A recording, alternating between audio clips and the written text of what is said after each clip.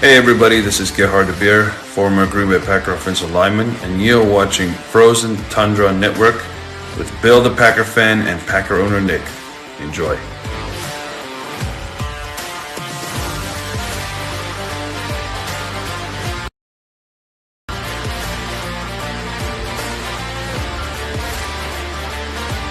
Give him that anymore. I can't do this where I'm going to try to find ways that I can explain why Aaron Rodgers shouldn't be blamed, because he absolutely needs to be blamed for this game. Absolutely. Where we went 13-3, of course they're going to be critical, and honestly, they kind of have a right to be. That's why I'm so disappointed as a Packer fan in Aaron Rodgers and even Matt LaFleur, because even though it was the special teams, it still falls on him. He does the hiring and firing. They got Rodgers. I mean, you don't have to give up so much, and they don't got the capital to actually go after Rodgers, to tell you the truth. If Rodgers stays, we're going to most likely tag Davante Adams, and then we'll work something out a little bit later.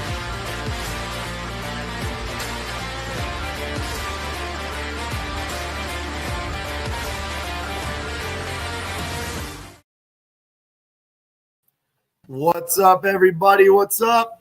So I got to get that part of where Isaac says we're going to tag Davante Adams and get it situated later. I got to get that taken out of there.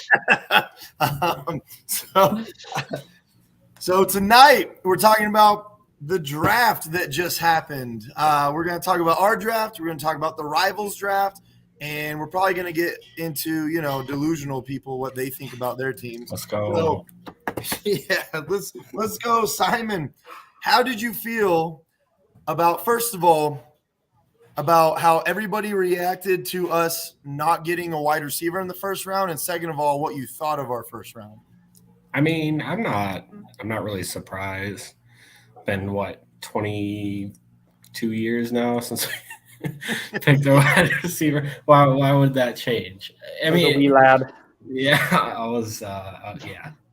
So I wasn't really surprised with the way the board fell that we didn't select the wide receiver in the first round. It didn't make sense after the first 6, and then even Jahan Dotson went higher than I thought he would.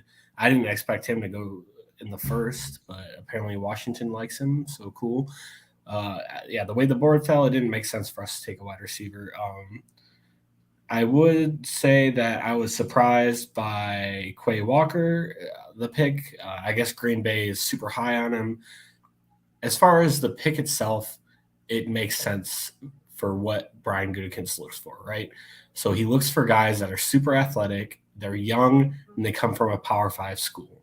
And he fit most of that. He might not have had the production, and I think a lot of people, if not almost everyone, had Nakobe Dean higher, but he also he fits the mold of a prototypical linebacker, basically a Campbell clone. So what I'm looking for this year we'll probably get into that later. And I love the Wyatt pick too. Super athletic, big guy. He can pass rush, which I'm huge for. So he can be a 3-down lineman that sits next to Kenny Clark, clogs up holes when it comes to third down pass, rush the passer. I think it's a really good pick. Yeah, definitely. Go ahead, Bryant. Elaborate. Yeah, or give us your take on it. Simon hit the nail on the head, really, in my opinion.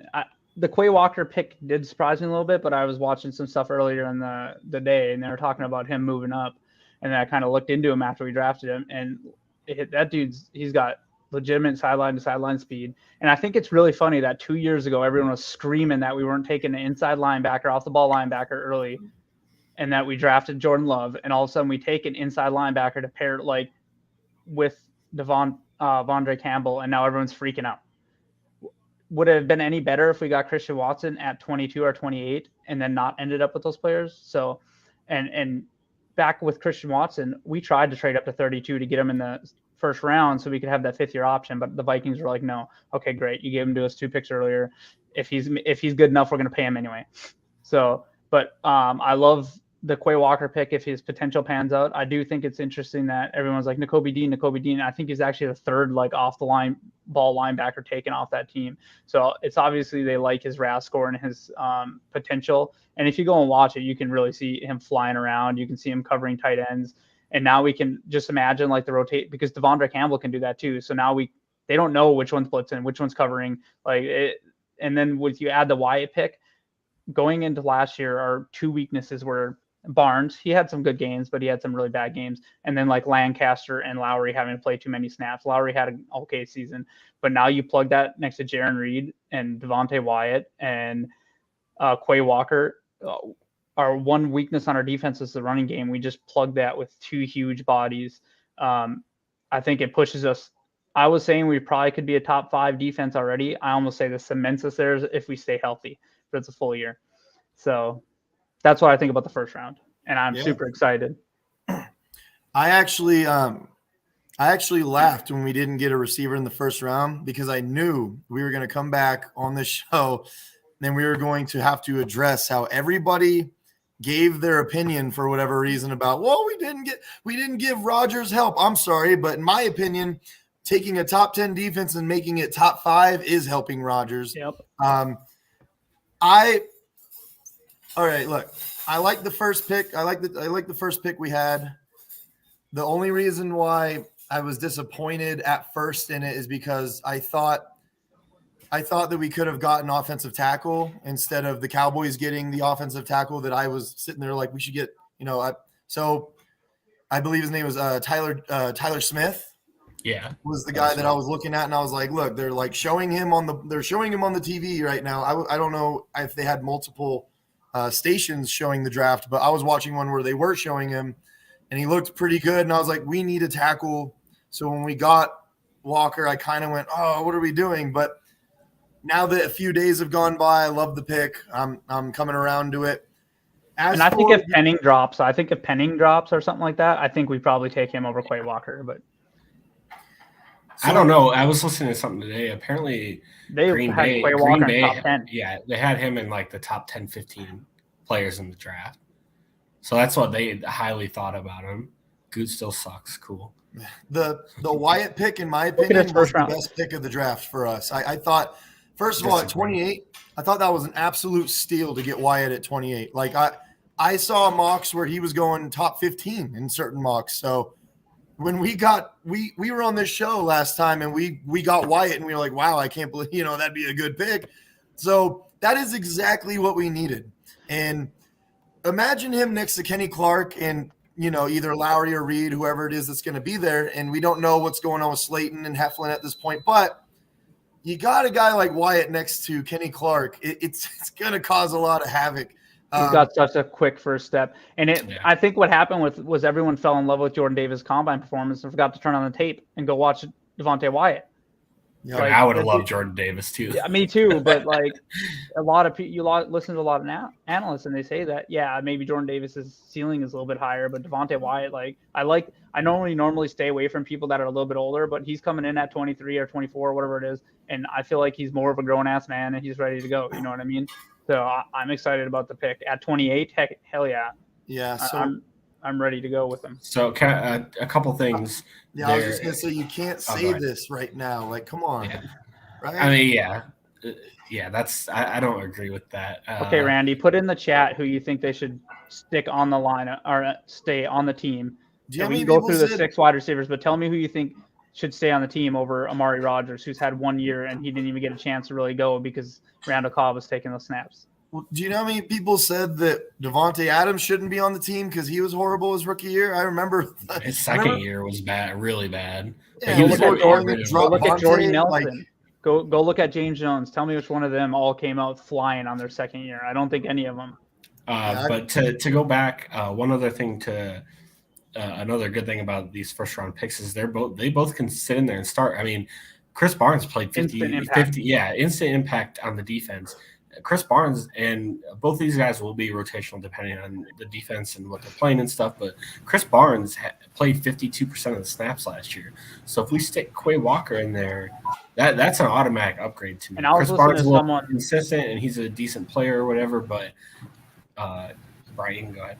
Sorry, I didn't mean to cut you off. No, you're good. I was listening to Andy Herman earlier, and he was talking about the fact that he thinks that number of snaps Quay Walker will tick up because he thinks they wanted to actually have more, inside linebackers like that duo on the field, but Barnes just didn't have the athleticism needed. So I was just gonna say that too. Oh, okay. Sorry. Yeah, I jumped the gun on there, but I was gonna say yeah. the defense is kind of changing more to that 2 inside linebacker instead of maybe the nickel or dime safety. They're gonna switch to a more traditional, base or like a 2-4-5 sort of thing. Let me address this real quick.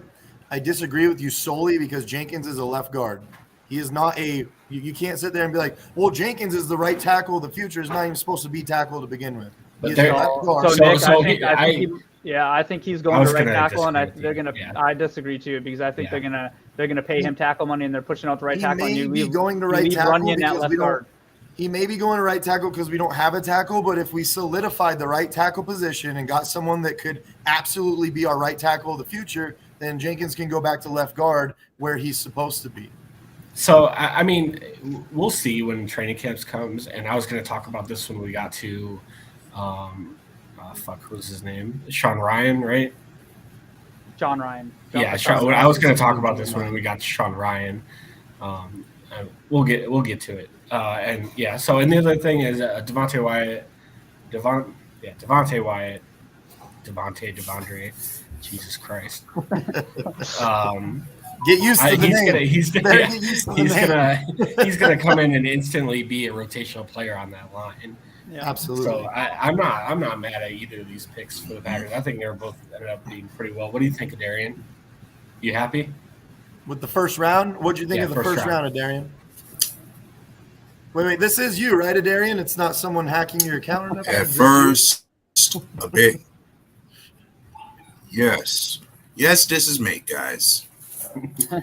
To voice my case on the first round, at first, a bit confused, but the more I think about it, the more I understand where Goots was coming from when it came to drafting, getting help for our defense. We definitely needed to address the middle linebacker position because it was the weakest spot on the defense thus far. So, Quay Walker, that was an understandable pickup.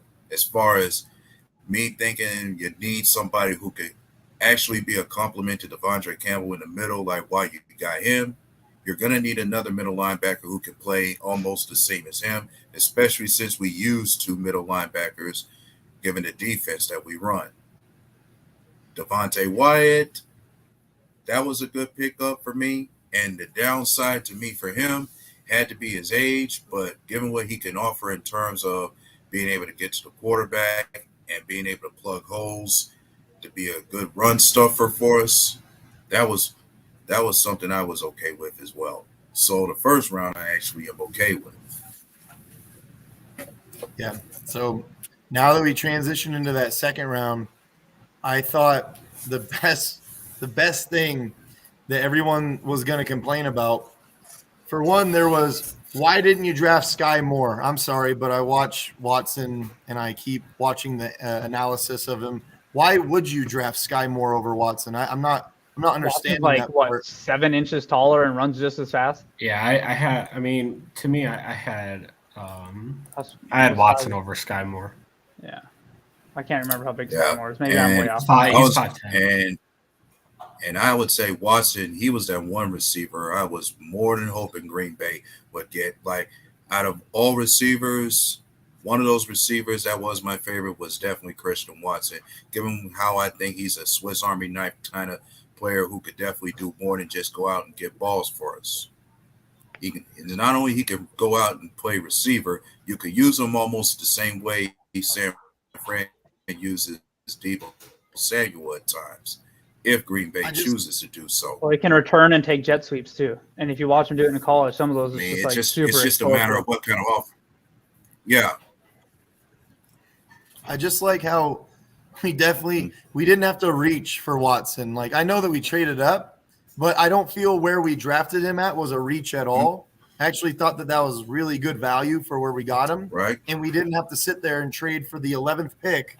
Now, I know I wanted Olave really bad, but to trade everything that they gave up for that pick, I was like, geez. It's not like we were getting offers like the Vikings gave the Lions, just a sack of potatoes to move up 20-something picks or whatever it was. That was Can horrible. anybody explain what the Vikings were thinking when they made this trade with the Lions? I'm not sure what was going on at this point. I don't then so you traded back just to trade back up, and I don't know. I think they got good. I think they got good value from us. I was a little like, man, that hurts a little bit too for second rounders. But my thing is, we went and got the guy we wanted. We have the wide receiver. Everyone can complain, oh my God, he's not a first rounder. He's literally 2 picks after the first round. And then on top of it, we can talk about it later, but we were able to get another guy that I think can step in and probably contribute instantly while Watson develops a little bit more.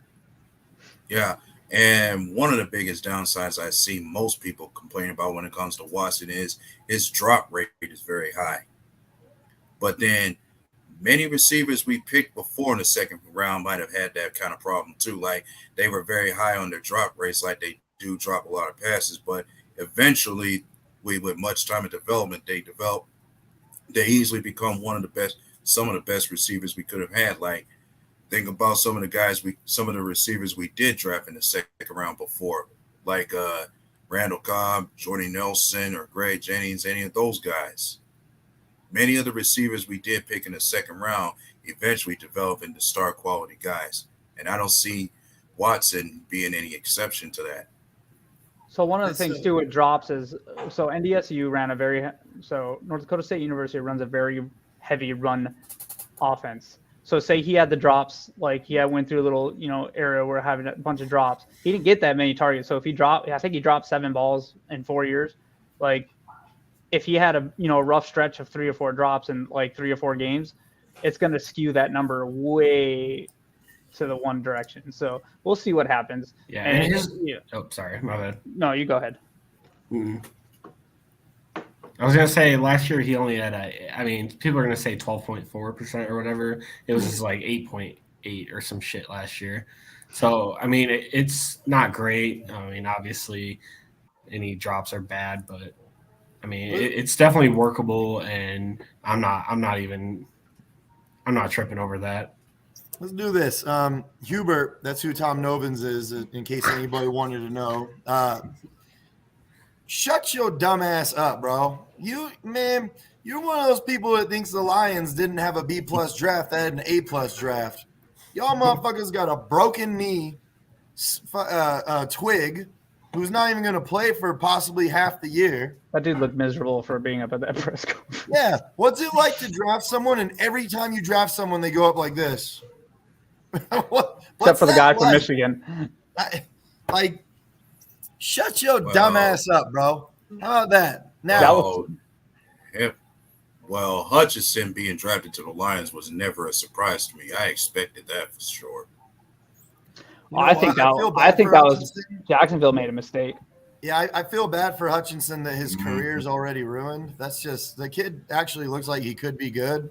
Now he's going to just – so, look, there was actually a comment up here that kind of ties into what I'm saying right now. First of all, if you got excited about Dayton Jones, I don't know what to tell you, because I was going to say that too. Okay, but second of all, Dayton Jones joined a terrible defense and was left out on an island to try to survive on his own. Devontae Wyatt does not have to do anything on his own. He's already on a great defense. He's going to get a lot of help on the inside. So, hey, Jose, do me a favor and go look at the defensive starters that Gutekunst has drafted in the first round and tell me which one's been a bust. Yeah, because you won't find one that Gutekunst has been a part of. I think he's drafted Rashawn Gary, Darnell Savage, Jair Alexander, and Eric Stokes. I mean, he does have sort of a point, though. I mean, maybe we're sitting up. I'm not sitting up here and saying that these guys are going to be all-stars or whatever. I'm saying that they can come up all-stars, Jesus, Pro Bowlers. All Pro. I don't think they need to be Pro Bowlers. Whatever, you know what I mean? Like, yeah. All we're saying is they can come in immediately and contribute. And that's what you like to see in like first-round picks, is them immediately come in and have a mark on the team. Yeah. Devontae Wyatt steps in, and he's the second-best person on our defensive line. Agreed. Do we think Quay Walker steps in, he's probably our second-best linebacker. Do we think we're going to get another good wide receiver or not? I don't look at the wide receiver room right now. Do we really have to go out and get another wide receiver? I was just gonna say. Well, I was gonna say if we as get a me- another wide receiver, who are we gonna kick out of the wide receiver room? Exactly. I Yeah. don't. We have But- so many at this and- point. Are we going to and cut I'm sure- Sammy Watkins right out the gate? Like I don't get what we're Well, doing here. Yeah, we would If have get if we more- I'm sign sure- anyone else. I'm sure. We have to I'm keep sure seven for wide somebody. receivers. I'm thinking for somebody to ask this question is a matter of them believing that we still, for all the receivers we got right now, we still don't have a true number one yet.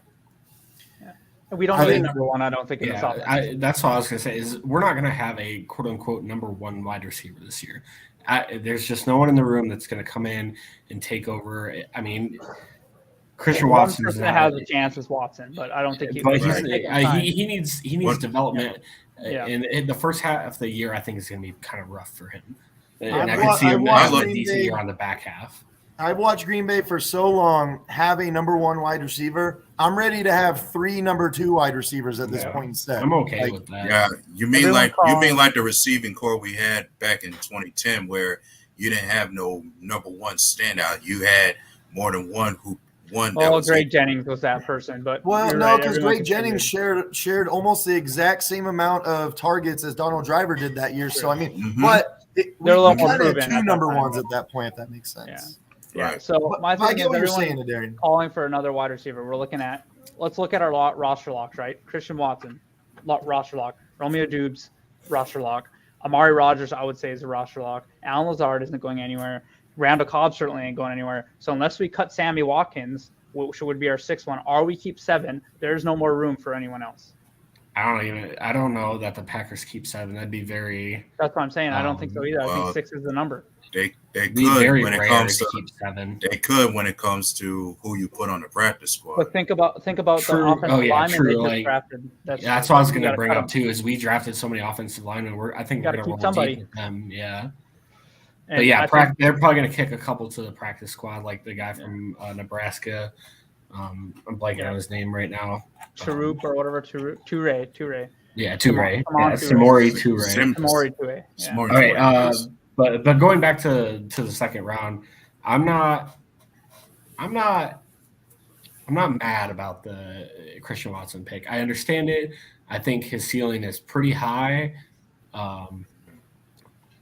His route running leaves a little bit to be desired, but I will say one thing that as I'm like looking further into his stuff, the cornerbacks from the Senior Bowl said he was the hardest receiver to cover, which kind of speaks volume on all those people saying that, oh, he played against FCS teams. Like, you can throw that out the window. Yeah. You know, the And Senior Bowl is you know what? literally the highest competition. You know what? And no one wants to play I was NDSU. about- They can't get games. They can't Yep. get them Yeah. because they win national championships. When you speak so strongly about his route tree leaving a lot to be desired, that makes me think about Watson to nearly be a slight upgrade to MVS. Like, he might be that 2.0 MVS except better. But he can do a lot more. He does He can have break a tackle. Yeah, he can break a tackle. What was it? When he gets to the top of the route and he snaps back to the QB on like a curl route or something, it's really good. So he can do a lot more. It's just going to take some developmental time. But yeah, you could definitely trust Watson as your replacement potential deep threat, like what MVS was. I think he can do more than that, but just- yeah, that's fair for this year. What is that? I would love an explanation to that comment. That is just He doesn't I don't understand know, how what to does beat that the mean? nuances of wide receiver when he's been a wide Yeah. receiver his whole life. I don't understand that comment. It's a troll Me either. comment.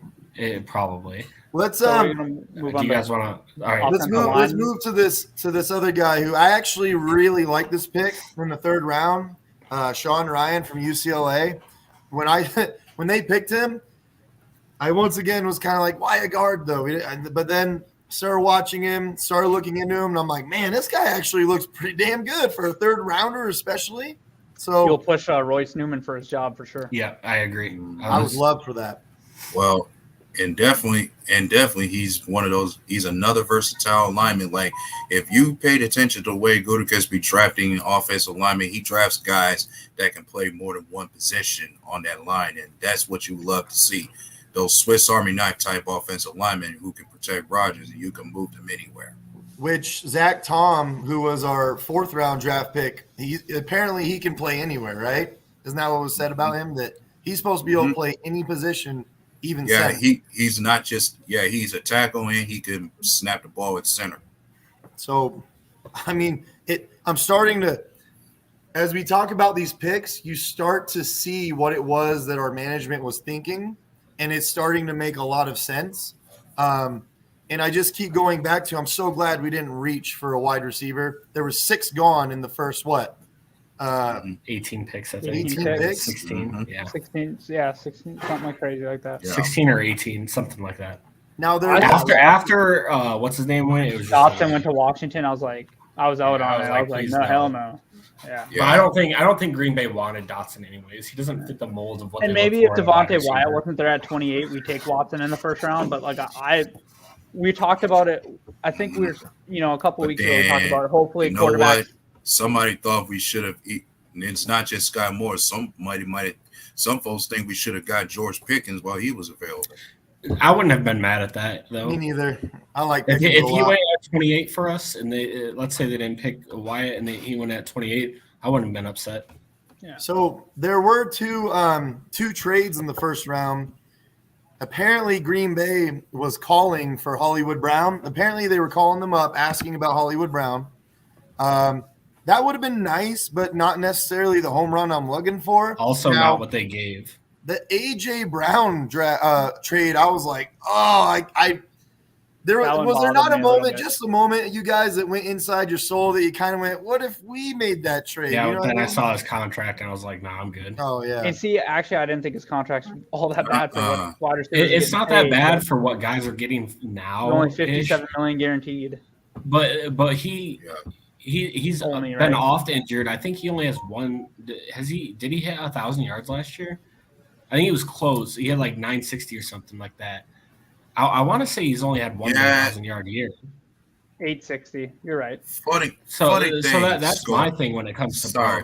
That's why I'd rather have McLaurin. He played 13 games though. He missed 4 games. That's what I'm saying. Is like he he's kind of a little bit off years. If he's not just out a game, he's at least has a nagging injury that hurts him. That's true. So I don't know, but I was about to back to my original point. It's because they ran a run first offense. He's not going to catch 50 balls. Right. Consider so what I was saying is the kind of offense that Deuce was a part of. And I was about to say, I actually agreed that he might be a sleeper for us because he might do more than just be special teams. You may see him plugged in the offense somewhere, being that near close younger version of Devontae Adams when it comes to his route running. Yeah. So, okay. So I thought our Devontae Wyatt pick, I thought that was the best pick that we had. But I thought the most interesting pick that we had was Romeo from Nevada, the wide receiver. Romeo, I believe, is Dubs. I think he said it was Doubs. It's Doubs. Okay. It is Doubs. It was hard to hear when they drafted him. Yeah. He said it in a press conference. Yeah. One of the purposes for getting him was that trustworthy special teams guy. The top return man for us. Well, but not only that, there's actually a lot of people that think he may end up being our best wide receiver in the draft. Apparently, the guy has some really great hands. I saw this stat where he was one of the best wide receivers in all of college last year on third down, which I thought that was a very interesting stat.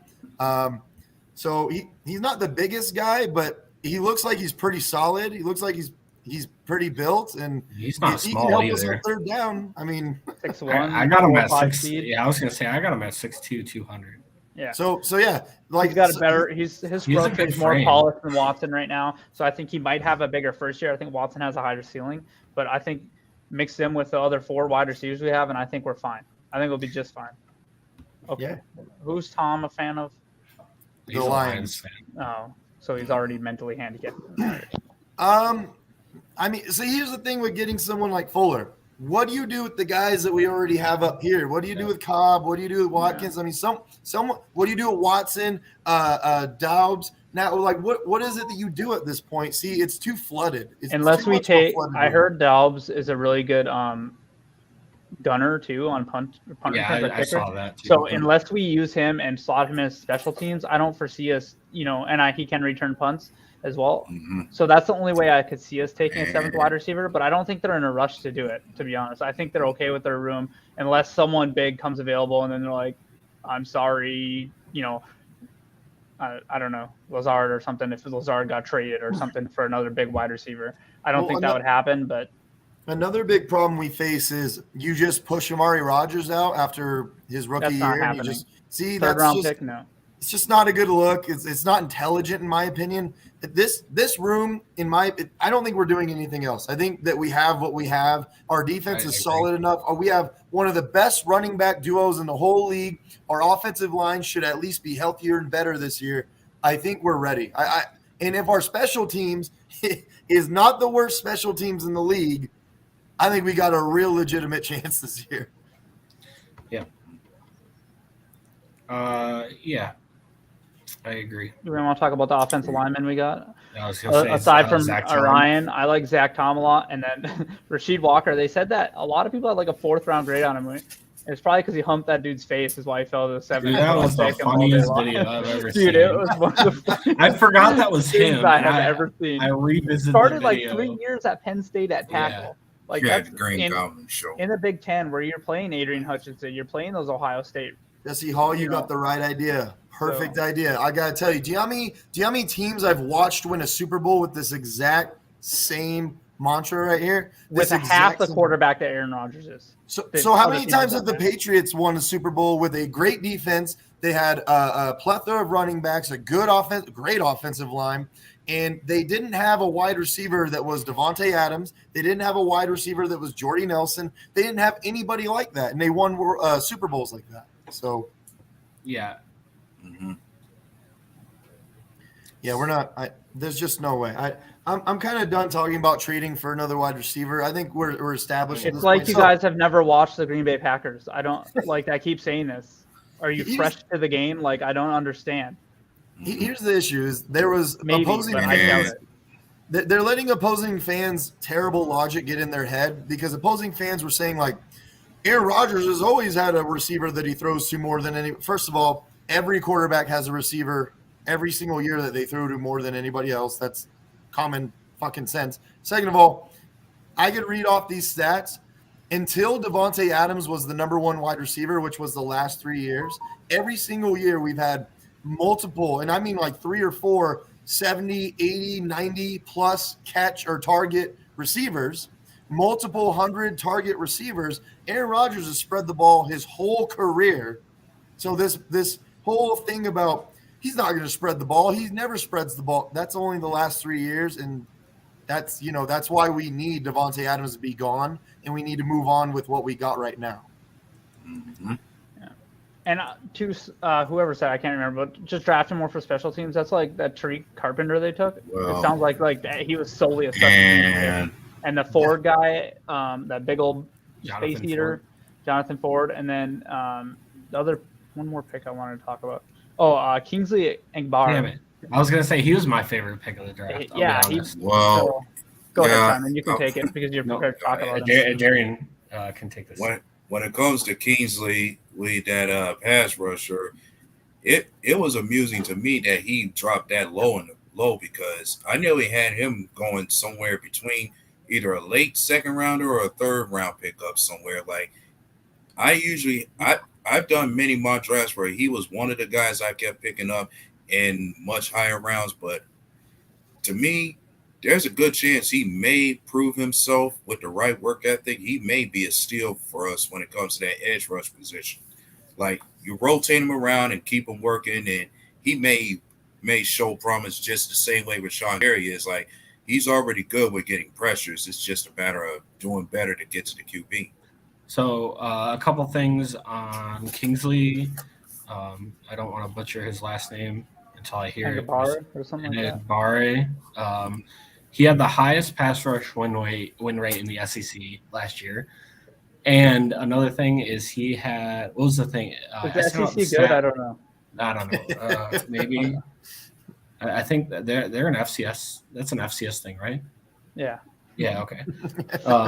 And then what was the other thing? It was like something along the lines of without stunts and stuff like that. He won like 25% or whatever it was. He won like the highest compared to anyone else without those, like just being that lone rusher and stuff. Yeah, So I think he can come in and really compete for those third outside linebacker spot. He has good size.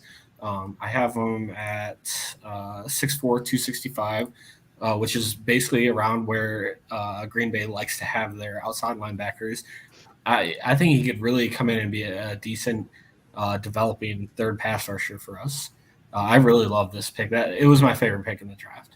And I guess people came out of the Senior Bowl saying he might be the steal of the draft, and I think it was like Mel Kiper. I know we don't want to talk about his opinions all the time, but he said he was surprised he didn't go in the second round. So it's another one of those people I think we got way early or whatever. So as much as you say, oh, you might have reached for Watson, I think we made up value, and everyone was worried that we didn't get a first round wide receiver. With getting Romeo to go on to that, I think we got two wide receivers that. Maybe they don't have. I mean, Watson has a huge ceiling. Look at his measurables, but I think we got ones that for sure their floors and all that low, and I think they'll for sure, contribute to our. Maybe they'll each have 300-400 yards this year, but going forward, I think we got our new core of wide receivers going forward. Yeah. So. Well, I was wondering, did anybody ever mention that 7th round receiver we picked, Simeon Torres? One of the stats somebody brought up is that he once broke Randy Moss's record from his college days, didn't he? I didn't hear that. Which stat? I think it has to do with receiving or so of sorts. That Nebraska wide receiver might have broken Randy Moss's rookie record from college somewhere, I think. I don't put a lot of that into a lot of stock in that. Hopefully he can stick. We'll see what happens. If not, I think he's probably prime for hey, we want him on our team so we can push him to the practice squad, let him develop. And if he comes in, we have multiple veteran wide receivers. I don't know why people keep saying we need a veteran wide receiver. We have veteran wide receivers. And Lazard are all considered veterans in the league, just so you know. So one thing about Samori Toure is he led the Big Ten in yards per catch at almost 20 per clip. The Pats always had a number one wide receiver. I mean, when they had Randy Moss and they didn't win? Is that what you mean? When they never won a Super Bowl with Randy Moss? Who was their number one wide receiver? Because if you're going to say someone like Edelman, who's not a number one wide receiver, if you're going to say someone like Wes Welker, who's not a number one wide receiver, or Wes Welker. Wes Welker's not a number one wide receiver. You could argue Gronk, I guess, but he's a tight end. He's a tight end. I don't get this. I don't get your comment. That's all. I just think about the Baltimore Ravens. They won with Trent Dilfer and no offensive anything. Jacoby Jones. What about when Joe Flacco had Jacoby Jones as his best? Everyone wants to be fair, though, Jacoby Jones balled out during those playoffs. He saved Joe Flacco's ass so many times. Never been a number one wide receiver. The same logic is James Starks is not a starting running back in the league, but he balled out in the playoffs, right? Yep. Mm-hmm. And I was going to mention in that same Super Bowl where Trent Dilfer won, his best target was his tight end, Shannon Sharp. Yeah. So this, everyone wants to talk about who's your weapons. Aaron Rodgers is the weapon, and he'll make stuff around him work. Aaron Jones, AJ Dillon. I mean, Aaron Jones and AJ Dillon each had 30 receptions last year. You start talking about all 6 of these wide receivers are probably going to contribute. Then you consider Big Bob Tonyan and DeGuara. I know a lot of people are down on DeGuara. I think he could have a 40-yard catch season. I think he's a decent piece that they really like, and that's why you didn't see him and Austin Davis, and that's why they didn't go after tight end. Yeah, I know they're trying to trade for Waller, but Waller is he's in a realm of his own with Kelsey and all them. If you can get him, you take him and you use him. So we already blew this logic out of the fucking water right here. So this is an irrelevant point. Let's blow this logic out of the fucking water too. If you think that our running backs are not capable of combining for 2,000 yards this year, I just don't get your logic at this point. They had over 2,000 yards scrimmage together last year. So what's your fucking point then, Hubert? You're actually making points in our favor. Yeah. We just talked about Super Bowl. We're pretty much agreeing with you. Exactly. I think he's trying to make the point that Christian Watson was a bad pick based off of what we gave for him and his productivity in college. And then he's saying that this year Christian Watson is not going to come in and contribute right away, which I don't. I mean, who knows? Maybe he does. Maybe he doesn't. I don't. I think we should have realistic expectations. No, we're not saying that he's going to come out and have 1,000 yards and 10 touchdowns. What does he I think contributing? Realistically, I think he could have like 500 yards, 5 touchdowns.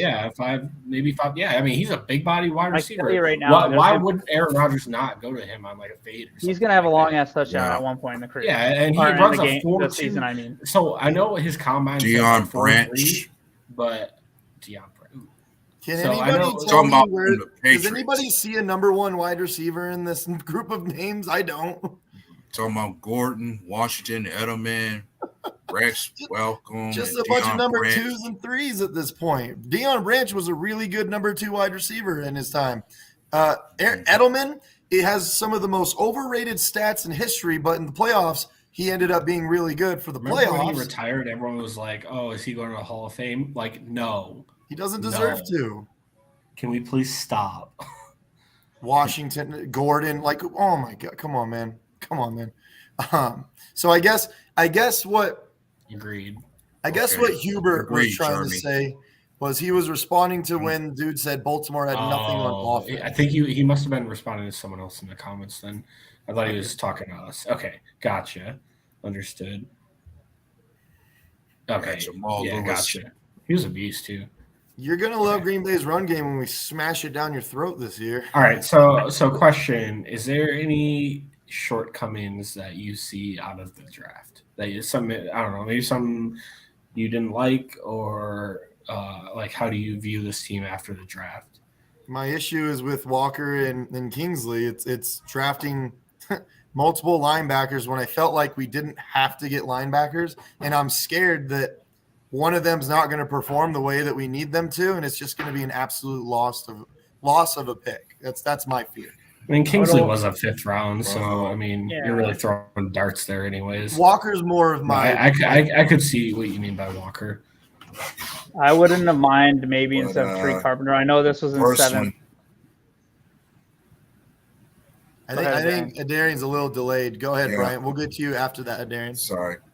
Okay, Well, so I think Tree I- Carpenter, the pick was for Tree Carpenter. I wouldn't have mind seeing a safety there or even a cornerback, to be honest. Because if you think about, I know we're stacked on cornerback, but if one of them gets hurt, who do we jump to? I mean, so I know they like why can't I think of his name right now? So Shamir Jean Charles or whatever. Shamar Jean Charles. That one, I messed it all up. But I wouldn't have mind seeing a defensive back in that pick. But if they draft him solely for special teams, I can't be too upset. And I mean, there will be some people we pick up, when it comes to cuts and post-June cuts and stuff like that. The roster's not set. This is not the roster we'll have. So some of those people will get moved. Some of the people from, that have been around for 2 years that just haven't really, made it will get cut and moved on from. So, and we signed that one dude from Raiders. I know when we talked to the Raider fan, he said that he was not that great in the corner or as, the slot cornerback, but he can play in a pinch. So overall, not really. I guess we could have added a safety would be my only thing I wish we would have done. But even if we draft one in the 6th round, who's to say that he's going to be all that good? You know what I mean? That was actually another issue I had with some of the picks that we made, especially in the 2nd round when we traded down. I kind of felt like that was the time to get a safety, in my opinion. Like, I get that, we had to trade up and get Christian Watson and everything that transpired, but I felt like we could have had both at that point, but we didn't. It happened. I think I agree with you. Safety, in my opinion, was a bigger need than 3 linebackers. I felt like we needed a safety really badly in this draft. Well, Darian, go for it. Well, when I think about some of those picks, when it comes to the Kingsley pick, to me that makes sense in a way of if Rashawn Gary or Preston Smith go down, who would you turn to next when it comes to the edge rushers that we have? Because I don't see many dependable names behind those two that you could put out there. And then the middle linebacker position. I wasn't very trusting with the depth that we had at that position because if Devondre Campbell and Chris Barnes go down, who can you trust after them? So, yeah, That's where I had some understanding about the linebackers we did pick up. Just making sure that the depth we had behind them was more than contempt and trustworthy for any of the starters that go down. What you say about the corners going down, who you trust next, we could say the same thing about our linebacker position just as much. So, I mean, you could argue that Kingsley is a good replacement for not bringing back Merciless, I guess, if you want to put it that way. Guys like that, if you don't trust Garvin or if you don't trust, guys like that you think are going to back us up, then sure, okay, I can get behind that. The problem that I'm having is just the way that the draft fell to us. Like there were certain parts of the draft, like Wyatt, where it just fell beautifully. And then there are certain parts of the draft that I'm going to have issues with. And not everybody's going to agree on everything, obviously, right? That's just how I felt while the draft was transpiring. That's all. To me, the Kingsley pick feels like someone that they had a high grade on that fell to him and they just couldn't pass up on the value. And yes, Edelman, that's one hell of a second round. Yeah, that is one hell of a number 2 wide receiver. James Jones had more touchdowns Really now good. by like 15 and just about as many yards. Would you ever consider James Jones, other than his hoodie, or a number 1 wide receiver? Even his hoodie year was not like tremendous. I think he only had like 950 yards or something. Something like that, yeah. Clown. Let's see. Julian Edelman got 1,000 yards or more 3 times in his how many years? 11, 7, 8. 11. James Jones finished his career 5,800 yards and 51 touchdowns, and that was only in 9 years of playing. So yeah, he has 1,000 yards less, but he had 15 more touchdowns, which I would trade. Like, and no one's in here screaming that James Jones was a number 1 wide receiver. Right. No. Like a great he's example. not a number 1. Edelman. Randall Cobb's had really good years. I've never thought of Randall Cobb as a number 1 wide receiver ever. Yeah. The year Jordy went down was the time that he had to step up to be a number 1 guy, and it just didn't happen. I think he fell short. Yeah. It was not. He did not have a great year. But if I recall, it was either him or Devontae Adams who had to step up when Nelson went down. That is true. And then Devontae had a really bad injury, drop-riddled year. Dude, Randall Cobb has 7,000 career yards and 52 touchdowns. So he has a better year or career than Julian Edelman. And you're saying Julian Edelman's a number 1, but Randall Cobb is not. Yeah, so per your logic, we do have a number 1, Randall Cobb, right? There you go. Boom. Randall Cobb's a number 1. I just so I Thank get you for what helping you're us doing. come to a conclusion. I get what you're trying to do here, Hubert, and I agree. It is actually pretty incredible what Brady has done. He's an incredible quarterback, so you can't take that away from him. But he's had a wide receiver that was way better than any receiver that Rodgers has ever had, and he lost. He had Gronk, who's a way better tight end than anything that Rodgers has ever had. So he's had guys that have actually been better than what Rodgers has had and lost. So I don't. Now, let's put it this way. Let's flip that script. Imagine if Rodgers had the defense and the offensive line and the coach that Brady had. Am I right? Easily, Rodgers would have had more range than Brady if that was the case. I don't know if I'll go that far, but he had a couple rings. Yeah. But I have to address, for the show, I have to address what you're saying to us.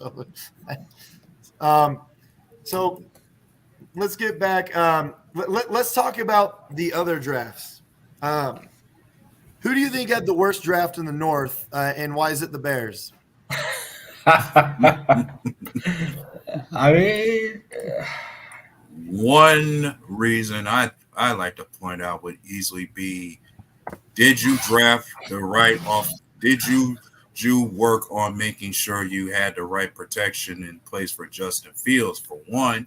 Because given all the sacks you gave up last year and how often Justin Fields got hit, you knew that issue. You know that was one of the issues for the Bears, that they needed to get some help as far as protection on that O-line for Fields.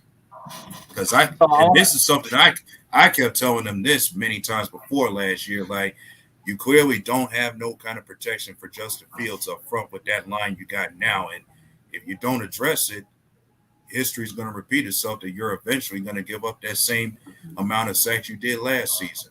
He's just going to get hit again constantly. I love all these Bear fans are like, oh, we had a great draft because we turned 6 picks into 11. Bro, 8 of the 11 picks were 5th round or later. How many of them do you think are going to stick around? I think they had like 4 picks in the 7th round alone. They had 3 picks in the 7th, 3 in the 6th. No, 4 picks in the 7th. Did they? They had Yeah, 3. 4 in the 7th and 2 in the 6th, and 2 in the 5th. I see 2 in the 5th, 3 in the 6th, 3 in the 7th. Yeah, I see 3 in the 7th, 3 in the 6th, 2 in Maybe the 5th. Sports Illustrated's got their shit. I'm on the Bears website right now looking at it. Okay, so either way, how many of them are going to stick around long term?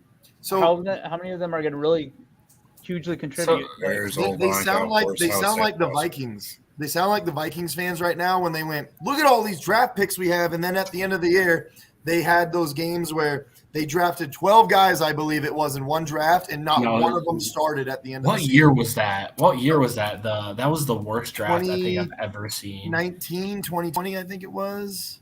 I like Brisker, and I like. They had like 11 or 12 Tyler draft Jones, picks or some shit, and they all like crapped the bed. They had 12. 2020.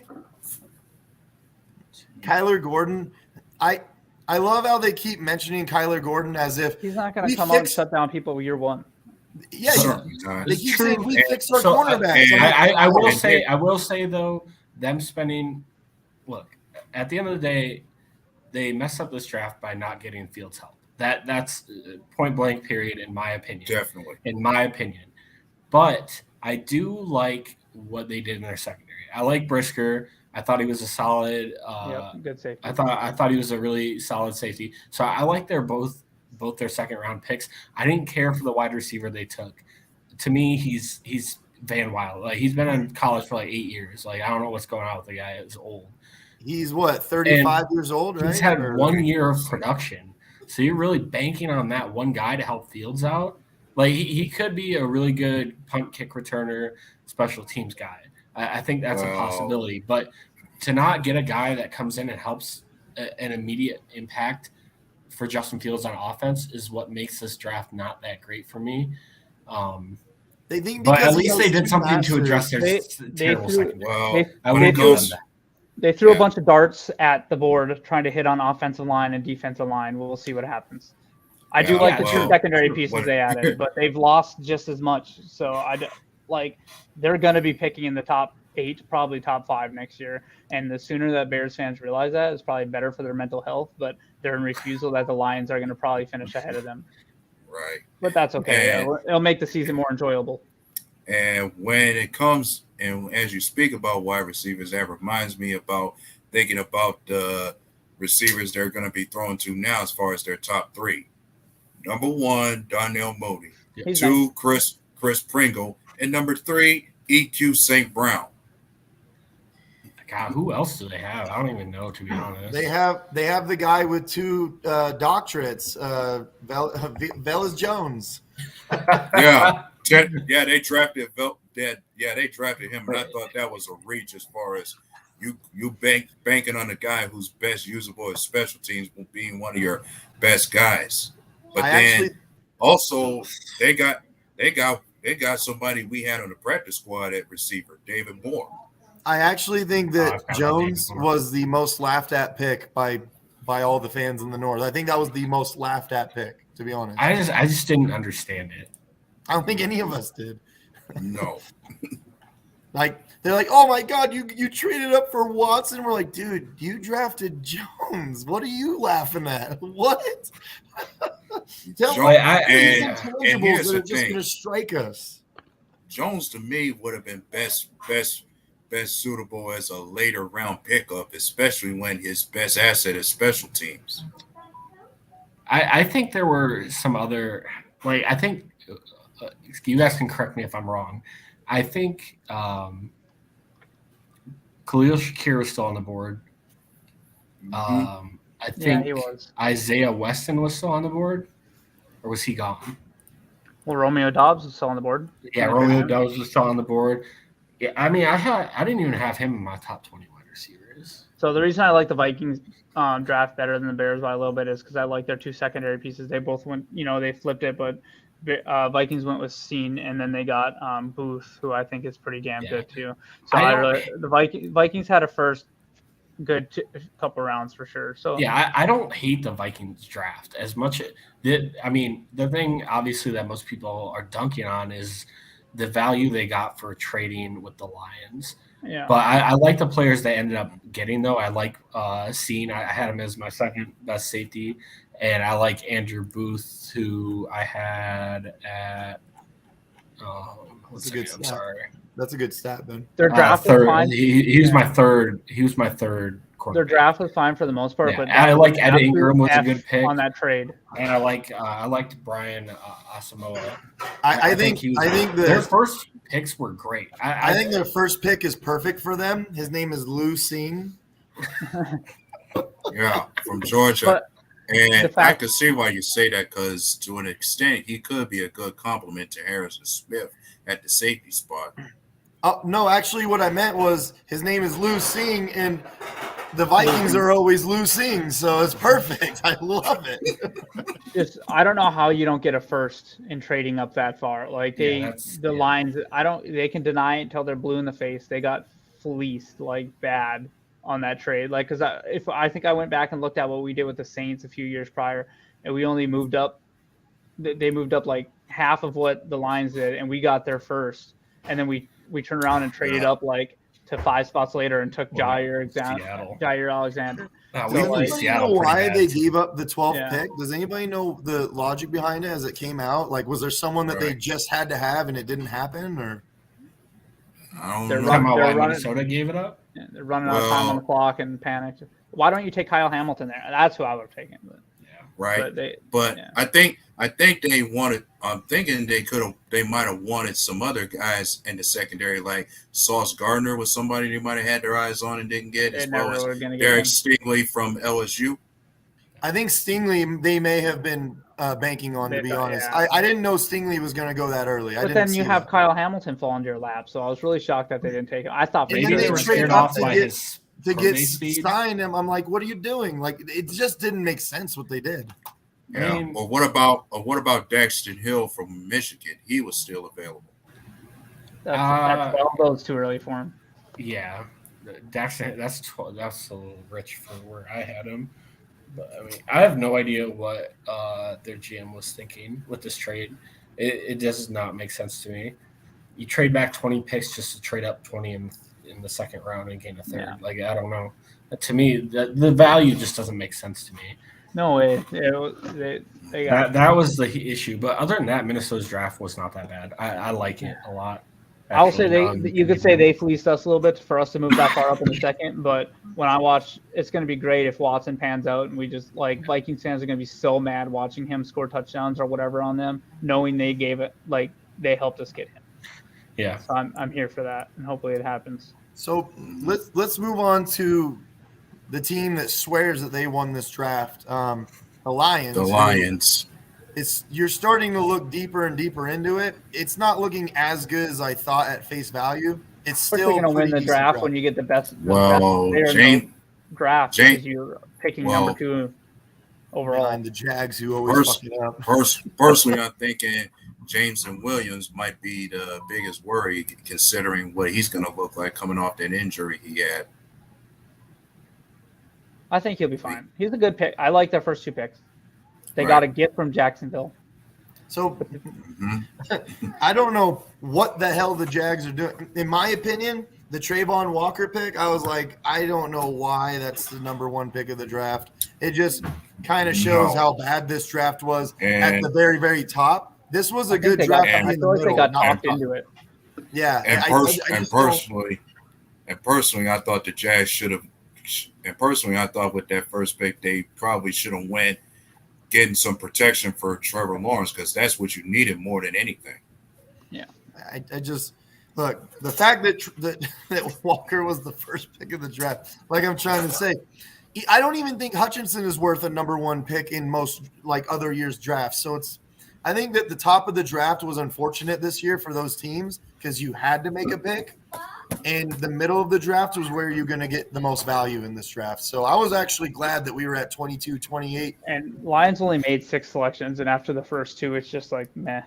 It was 2 number 1. It was 2 first round, 2 third round. After that, they had to wait for a while. So I mean, I don't know. I like some of the guys that they got after the first 2. Their first 4 picks. The linebacker from Utah was pretty good. Josh, Devin Lloyd, Josh Pascal are good. And then we'll see what happens with the tight end and the linebacker. I mean, I didn't care for Josh Pascal. He's good, and he's a really athletic guy.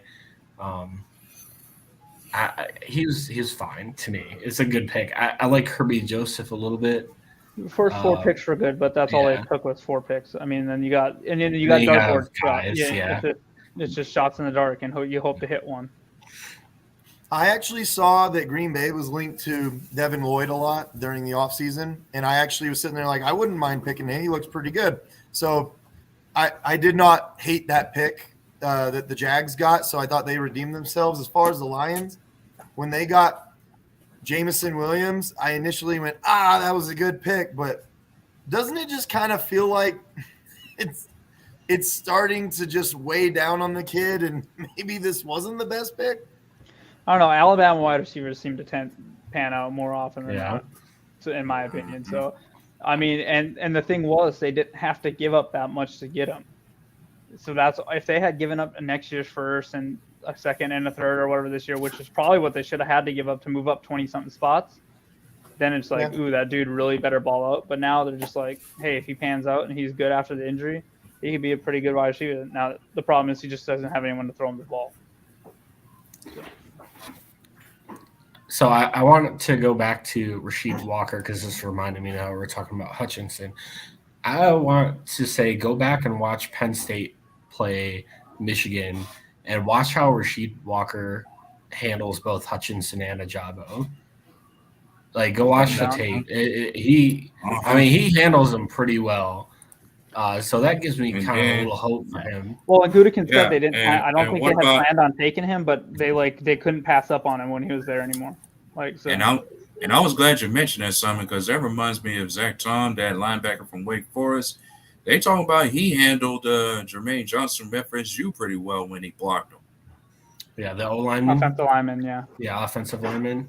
Yep. Yeah, I think he's pretty much solid. He's going to be pretty much in, his role is going to be a backup center, which is fine because Myers only played 6 games last year, and he'll be a kind of versatile between the 2 guards, and that's perfect. Like, if we can use him for that, perfect. I think the offensive lineman battle this offseason it's going to be awesome to watch. It's going to be so fun to watch. I know it's boring for maybe a lot of people, but I'm super excited to see how. Fan favorite Josh Nijman might not make it. Yeah, I'm just prepared to see who gets plugged in at the right tackle position because I think that's what we needed to address when it came to the linemen in this draft. I think the second that Jenkins is healthy and full go, it's going to be Jenkins. You think? Oh, sorry. You got to put. I feel like. You put. Can we address this right here? First of all, this guy doesn't even look that happy. This guy looks like I should have fucking stayed in college. How do you become a multimillionaire and still look sad? He's like sad he won the lottery. Yeah, the D-line's going to be a lot of fun to watch too. I'm excited for preseason. I agree with that. Rookie minicamp starts Friday and Saturday. So I know. Report. I mean, you won't get shit out of that, but it's always get fun. Little snippets here and there, but yeah, you'll get little snippets and stuff. But yeah, the trenches are gonna be fun to watch this year. Definitely. And you win games in the trenches, so I'm all about it. So. Yeah, I'm for it. But when I think of this team, another thought that comes to my mind is which player could we expect to see have the best sophomore season out of the draft we had last year? Eric Stokes is my guess, but something I think we need to address that I've seen a lot of Packers fans for whatever reason whining about. We're putting up projected defensive depth chart, and you see Lowry in there, who actually had a pretty decent season. He progressed immensely last year. He actually looked good at times, and then Packers fans are like, but we have Jarran Reed. Dude, stop with that. Jarran Reed did absolutely nothing last year for the Chiefs. He looked good in the playoffs. How can you just sit here and just automatically be like, well, Jarran Reed's going to start over Dean Lowry? No, I don't see that as the case at all. Jarran Reed looked really good in the playoffs. My thing with Dean Lowry is he did have 6 sacks last year, but his cap number is a little high, and you can post June 1st. I think we can save like $6 million cutting him. So we'll see what happens. I don't see us cutting him at all. I just don't see that. I think a trade would be more likely, but we'll see what happens with him. So okay, so do any of you? It was see, his best year. It was his best career year, like best year of his career last year. And I actually think Green Bay really Well, likes he had him a for really whatever the reason. best year. You're talking about Dean Lowry. Sorry. Dean I Lowry, thought you were talking about- So okay. Dean Lowry, do any of you see Reed just automatically starting over Lowry? It's like, don't you have to wait until we see how they look in training It camp? depends. If he has like a resurgence of when he had 10 sacks or 6 sacks in a year and stuff, and he did look really good in the playoffs last year for the Chiefs. So we'll see what happens. I just like the competition. I love the competition because it's like a lot of these dudes, unless you're Kenny Clark and Devontae Wyatt and David Bakhtiari and Elton Jenkins, you're coming in like, holy crap. Even Josh Myers, who had played well in the 6 games, we just drafted someone that is going to push him. You know what I mean? So everyone has competition at their spot. I think Myers is safe if he's healthy. Yeah. But I don't think there's a way Green Bay spends a day 2 pick on an offensive lineman that's not ready to say this is our guy. You know what I mean? Since we don't normally do that. Myers was a top 3 center. His rating, anyways, was while healthy last year. Yeah. So I mean, yeah. So with your logic there, Simon, you're saying you really think Sean Ryan or whatever is going to start over Royce Newman? I mean, I think it's a distinct possibility. Yeah, and Royce Newman had his struggles last year. He struggled did, last but year. He came on pretty strong at the end of the season. I was pretty impressed from what I saw, like the early weeks to the later weeks of the season. It's a good problem to have. He ended up improving a lot, which I don't care who ends up with that job. Like offensive line depth is going to be. It's going to be pretty solid. Good problem to have. For all we know, it's going to be this guy Zach Tom that somehow gets his way because of injuries on the offensive line and never leaves. Maybe like a John Runyon situation, or maybe Rasheed Walker, or Jenkins when he took over for I forget his name. He went to the Texans. Who did he take over for? He got hurt. Lane Taylor. Thank you. Yeah. Oh yeah. Yeah. Like he was just too good to not have a spot for him. So yeah, I'm excited for the offensive line battles. I think it's gonna be fun to watch. So the defensive line battle is also going to be fun to watch, but I guess I bring up Reed because the way I always thought of it when we got Reed, I always thought Lowry was definitely a starter and Reed was kind of a backup for Clark more so than for. I thought he was going to be a rotational guy for us. I thought, yeah, that's what I'm thinking about. About like when it comes to the defensive line competition, we have Darren Reed, we have Laurie, Clark, Devontae Wyatt, TJ Slayton, and Jack Heflin. Yeah. Slayton. No one even knows nobody knows what Slayton's going to look like. Who could emerge? Like he might be one of our big guys. Yeah. So yeah, I think the only people real safe on the line, and he's going. Are Wyatt and Clark, and when it comes to Slayton, this is his sophomore year. So one could wonder what he's going to do in his second year. Yeah. I agree with you, Bryant, that I think Wyatt, no matter what, is going to start. And obviously no one's taken over for Clark. So as far as who's safe on the defensive line, I think you're right. It's Clark, it's Wyatt, and then the other part of the defensive line is going to be an all-out brawl, basically, for who's going to play. And I love it. Exactly. That's what you want. Don't you want 3 guys on one position fighting to be a starter? Yeah, if any of those dudes were taken, which I doubt it. I mean, they're all professionals, but if they were taken in the off season, they just throttled it up and were like, okay, we need to go. Yeah, and as I recall, there's 14 undrafted free agents Green Bay got on their roster that is looking to fight for a spot too. I love this comment right here. If that's what even if that's what Reed was brought in to do, which I don't believe. Even if that's what his role on the team is, I'm down for it because Reed's still going to play no matter what. You're still going to see him out there. Yeah, assuming he makes the team. Oh, I think he'll make the team. I don't see why he wouldn't. Okay, look at who you got. You got. Yeah, that's a nice Clark, question. Like Lowry, Reed, who's playing the Ford, that's 6 right there. So right. Someone's getting cut. I think Ford would be a practice guy. I think Ford's going to be a practice guy. He's definitely a huge, just clog up the middle sort of guy. This big blob. And also, I recall someone said Ford's going to be used as far as special teams also plug in the middle, like either to block or to push to get to the kicker at times. Yeah, definitely. I mean, Tyler Lancaster's not going to be protecting on the next field goal. I heard they were giving Lancaster. As I recall, Lancaster was not even and brought Kevin back. King one contract together. I heard that they both get to come back on one contract. Kevin King, please come back and help us. Shut your mouth before it happens, dude. And I'll come to Utah and punch you. Darian, aren't you a Lancaster fan? No, never have been. Me and Simon had this conversation privately about what I felt about him, but we'll keep it there. I actually think that's the only thing Lancaster to me was just an extra body on the roster who wasn't good for what he was brought for. So if he's gone, I ain't gonna care. I think that's an interesting conversation. Who we got Rasul, we got Stokes, we got Jer. If someone gets injured, or God forbid, 2 cornerbacks get injured, what are we looking at here? Because I can't have But I was thinking about addressing that question I saw before about who's going to be the slot corner since we don't have Shannon Sullivan anymore. Are we going to put Gene Charles out there? I think we'll play. I wouldn't be mad if we stuck Alexander in the slot. I think Job might get a lot of snaps there.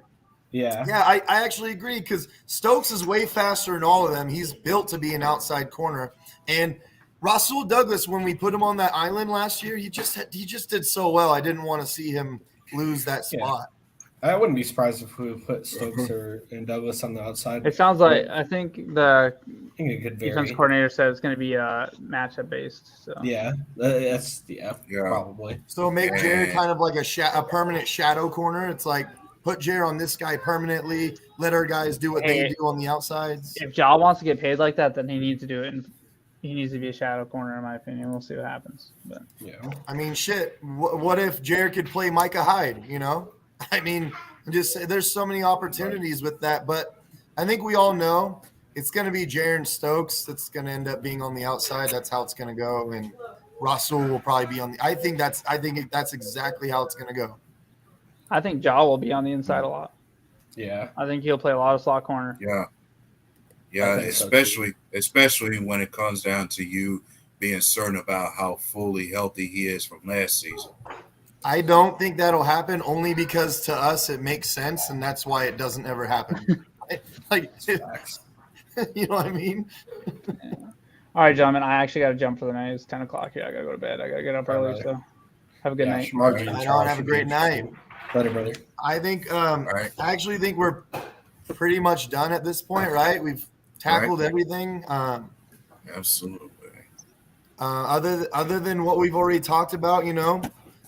Keep faith, Packers fans. Stop listening to what everyone else says and think about it. You know, give it some rational thought, and you're going to find the gems that we just acquired. You're going to find the reasonings, and you're going to look at this team and go, I'm excited. Mm-hmm. So any last words, gentlemen? I do like going back to – I know we didn't really hit on it super hard, but the undrafted free agent – I like that running back. A couple of running backs we picked up that I think may end up taking like Kylan Hill or like I like BJ Baylor and Tyler Goodson. I think they could both take one of those guys could take Patrick Taylor or Kylan Hill's spot. Like they could just end up cutting them, no harm, no foul. Yeah. Personally, I really like Kylan Hill. I wouldn't like. I don't know. I like Kylan Hill too. I think he played tremendous. But if he's coming off an ACL and we got a fresh guy that ends up contributing in the preseason, I think one of those guys could end up taking his spot. Yeah, I mean, you still have Patrick Taylor behind him too. Yeah, him too. We'll see though. I think that'll be a good battle for that number 3 running back spot too. Yeah. Mm-hmm. It's going to be fun. It's going to be fun. These next few weeks is going to be a lot of fun. A lot of roster changes, a lot of fighting going on with roster spots. I can't wait. I really can't wait. Obviously, the wide receiver room, that's going to be the biggest story every week. We're going to see who starts, who gets into the number 1 role. We're going to see what happens. Mm-hmm. And as I recall, there is a wide receiver that we also picked up in the undrafted free agent spot. This kid by the name of Danny Davis from Wisconsin. Mm-hmm. Yeah, Yeah, Danny 6'1", Davis, 188. undrafted free agent we picked up. What I'm interested for is to watch some tape on in training camp. I want to see Watson go against our starting cornerbacks. I think if Eric Stokes or Douglas or even Jer sitting there going, "Yo, this guy is like flying by us," I'm going to start feeling a lot better about it. I did see something that said that Adrian Amos said that Amari Rodgers is going to be pretty good this year. I know that doesn't mean a whole lot, but it's always good to hear other teammates advocating for that stuff. If Amari Rodgers can take over for Cobb this year, just be that guy, with his have a more productive second year out there, he'll be okay. Yeah, I have a good night. Yeah. But yeah, I agree. Like if he could take over for Cobb, it would help us immensely. If Watson can take over that, I guess if you want to call it a Devontae Adams role for us, that would help immensely. If we could have Watkins running free down the sideline, you know what I mean? I think we have the pieces we can put together where it looks good. It just has to happen. Like we can't make him do it. Obviously, it has to happen. Great punter. I wish that we got the kicker, man, from Arezia. Oh, what did he get drafted? 5th round? Something like that. Yeah. 5th or 6th I couldn't round. believe it. When they drafted him, I was like, you assholes. Yeah, but then I'm gonna be honest. I rarely do have trust in kickers that get drafted at times, especially when it comes to what are we supposed to expect to get out of these guys once we get them? Like, can we trust them to be accurate and precise with their kicks at times? Yeah, I mean, I don't know. Hopefully Crosby reemerges. Hopefully, Yeah, I just want a good like special teams hold. That's all I want. Yeah, for as I recall, Crosby is already developing a good relationship with the new punter we got. Mm-hmm. Yeah, they roomed together, I believe. They did a Step Brothers thing together. I saw that. You're getting get so many activities done. My wife was showing me that. I was like, is that Mason Crosby? She's like, do you know how many people don't know that's Mason Crosby? I can tell because the silver hair. What's up, Isaac? What up? Hey, guys, up at the very end. Yeah, we're actually ending the show. Bastards. All right. Quick thoughts, Isaac. Quick thoughts. All right, we're moving Aaron Rodgers the punter. That's what's going on. To be honest, if he was the punter in the Niners game, we might have won. Maybe. Right. No, or maybe if. Go ahead. Sorry, I was gonna say maybe we win that game if our starting offensive line was in that special teams. Maybe. Right. You mean you don't like having linebackers and defensive ends blocking for you? If they're going to allow that many people to come at your kicker, honestly, not. Yeah, we should. I actually blame the long snapper. The long snapper got blasted back 5 feet right when he snapped the ball. Which makes me think we should have drafted one. We should have cloned Lancaster 5 times. Put him on special teams. We have one more spot left on the roster. Do we? Yeah. We're at 89 right now. That's where the undrafted free agents come into play. Against our practice squad guys from last year, we got to find someone that's worth putting in there. I got to tell you, I was wearing flip-flops during that game, and when the punt got blocked, I slammed my flip-flop down and went, emotional damage. Just knew it. I just knew it. I was like, this is going south. I thought you were gonna say you punted your flip flop. No. I freaked out at the TV. I yelled at his.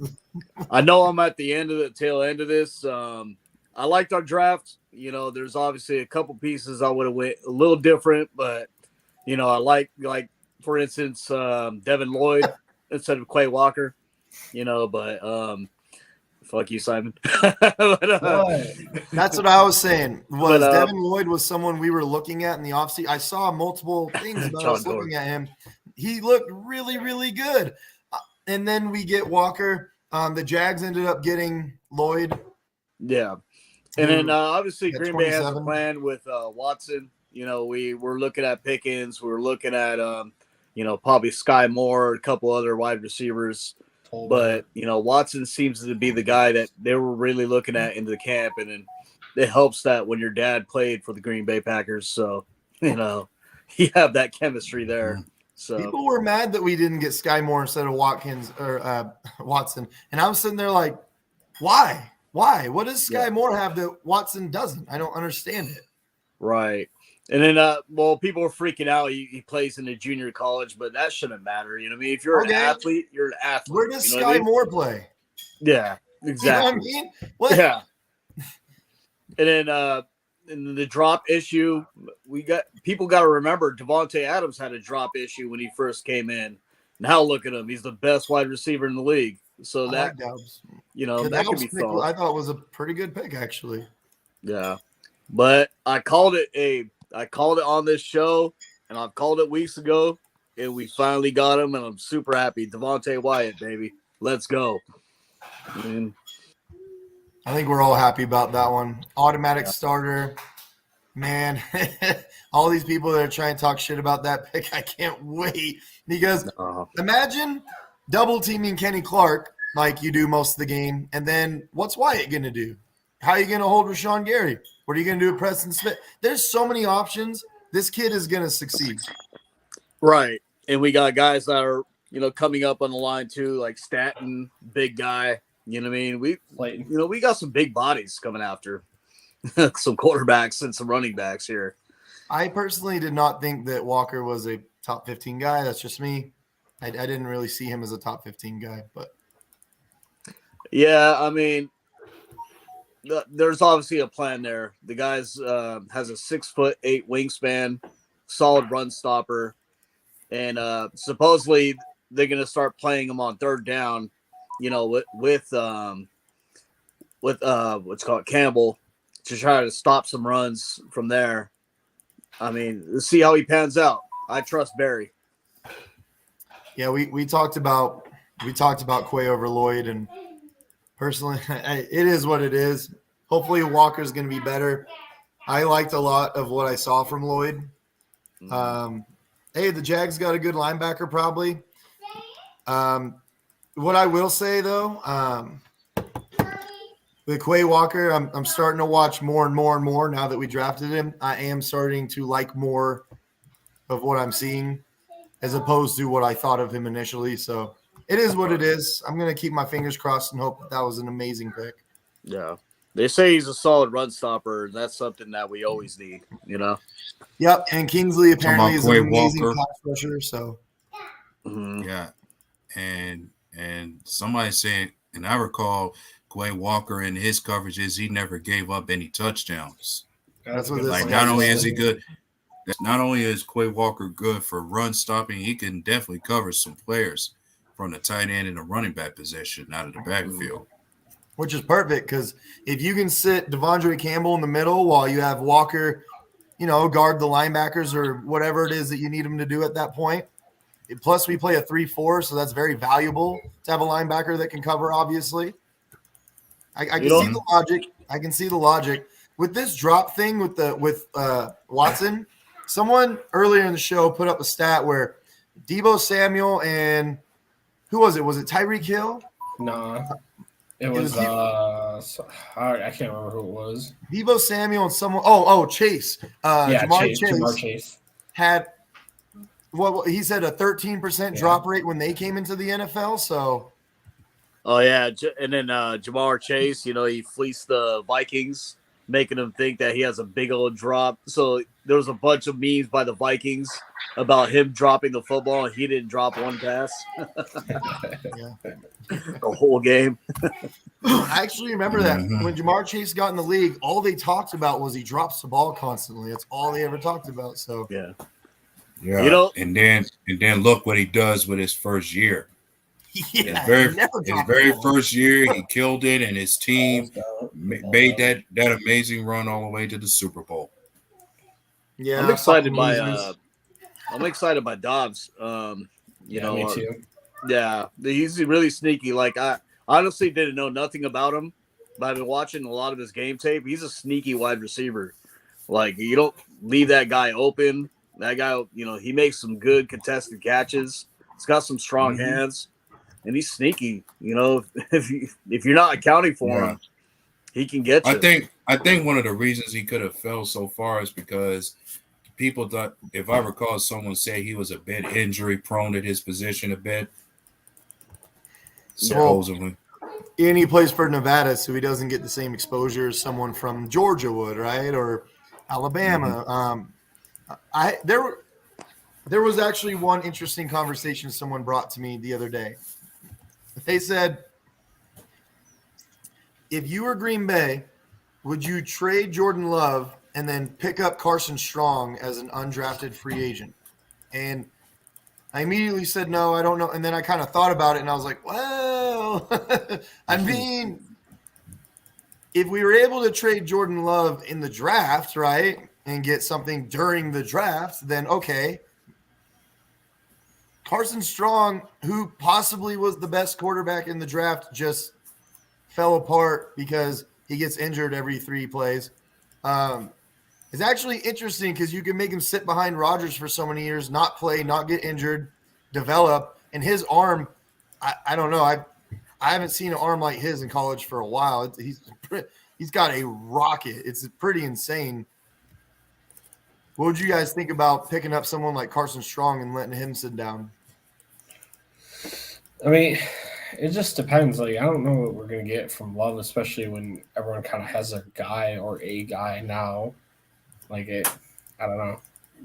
I wouldn't mind Carson Strong, but. Yeah, but then I'm not sure how convinced I am because I kept hearing the talk about this QB draft class was not very good. Yeah, so that's why when it came to me, I was like, we needed to trade him this draft then if that's what was going to happen, Yeah, for your first part, I really thought that we were going to deal Jordan Love, because, they're looking to the future, adding future years to Aaron Rodgers. It looks like, 2 or 3 years now. So I don't see Jordan Love being in the plans if, that's what we're going to do with Rodgers. But I really thought this draft we would explore options to trade him, but it looks like we're keeping him, and Jordan Love may still be in our future plans. And yeah, if we would have traded and got a guy like Carson Strong, why not? Let him sit behind. He's still young. Let him sit behind Rodgers, develop, and like you said, he has a strong arm. He's got to be taught mechanics, like every other quarterback. Just taught the mechanics, sit behind Rodgers and learn. I mean, he knows how to drop the bread in the basket. Like it's pretty insane, some of the throws he makes. And the logic that was brought to me was, well, look, he's young enough to where if Rodgers is going to be here for another 3 years, which is kind of looking like he might be, then wouldn't you – I mean, that means that Love's obviously not going to get a chance. So wouldn't you want a guy like that who could sit for 3 years and be ready once Rodgers is done? But then I kind of responded with, so is Rodgers going to be done in 3 years? I have this feeling we're going to have another marriage dispute where, all right, Rodgers, please come back for another 2 years. Like, I feel like we're going to run into that again in 3 years. Right. And just Rodgers talking about, he wanted to play into his 40s. He discussed that. So, he could very well possibly can. Yeah, but Rodgers also thinks one day an apple is better than an orange, and then the very next day the orange is better than the apple. Well, hey, Greg Rice, I ain't gonna knock Love. You say give him a chance. He knows your playbook, but it's one thing to know the playbook. It's another thing how you execute it. Yeah, we're not knocking Love. We're saying, if Rodgers is going to be here another 3 years, that means that'll be 5 years of Love not playing football. That's the issue. It's not that we don't believe that Love can come in and play quarterback. It's that what do you do when you have a guy sitting on the bench for 5 years? Now what? Yeah. Right. And the thing is, there's still a matter of a lot more you got to see out of Love. Yep. You really want to If bring in a he- rookie and try to. We paid Love good money to sit on that bench. You know what I mean? So If he Yeah, gets in but the in thing the is, preseason, it is only so long somebody's going to sit on the bench to eventually they're going to want to go somewhere else to be somebody's starter. right. yeah, and I believe Love has a 5th-year option, which, in my opinion, if we hold him that long and Rodgers is here that long, we're not picking up that option. We're not No, we're if he doesn't get traded next offseason, we're not picking up the 5th round. exactly. So It's not going to make sense. This is So- basically Love's audition year for next year. if he balls out in the preseason this year, do you guys think that it starts turning into a Brett Favre Rodgers situation then? Perhaps it could be. You know, he'll be looked at more, and then his draft value or trade value will go up. But just Rodgers having back-to-back MVPs, it's hard to kind of move on from a guy that just got off his back-to-back MVP and could be adding on more. Yeah, Favre wasn't really out there winning MVPs. We got rid of him, to be honest. The real reason why we got rid of Favre is he went on so many different radio broadcasts and radio shows and TV shows talking about his retirement. Like, I don't know, should I hang it up? Should I not? And Green Bay just got sick of it at the end. I mean, Rodgers is talking about it, but he's not going on every single radio show and TV show and be like, oh, should I consider retirement? Should I go? He's not doing that. It's more that microphones are being shoved in his face because of his vaccine status, that he's answering more questions, and retirement is coming up. Yeah. But Rodgers ain't blatantly going out there like finding these GQ magazines saying, oh yeah, I want to retire, So it's more Favre brought it onto himself than what Rodgers is doing. Well, plus, was Favre going to show his dick to our secretaries? Is that what his plan was? Or like the guy? No, look, do you guys think if Brett Favre throws an interception in that NFC Championship game as his last pass, do you think if he throws instead a touchdown, he comes back, or do you think it was just solidified at that point no matter what happened?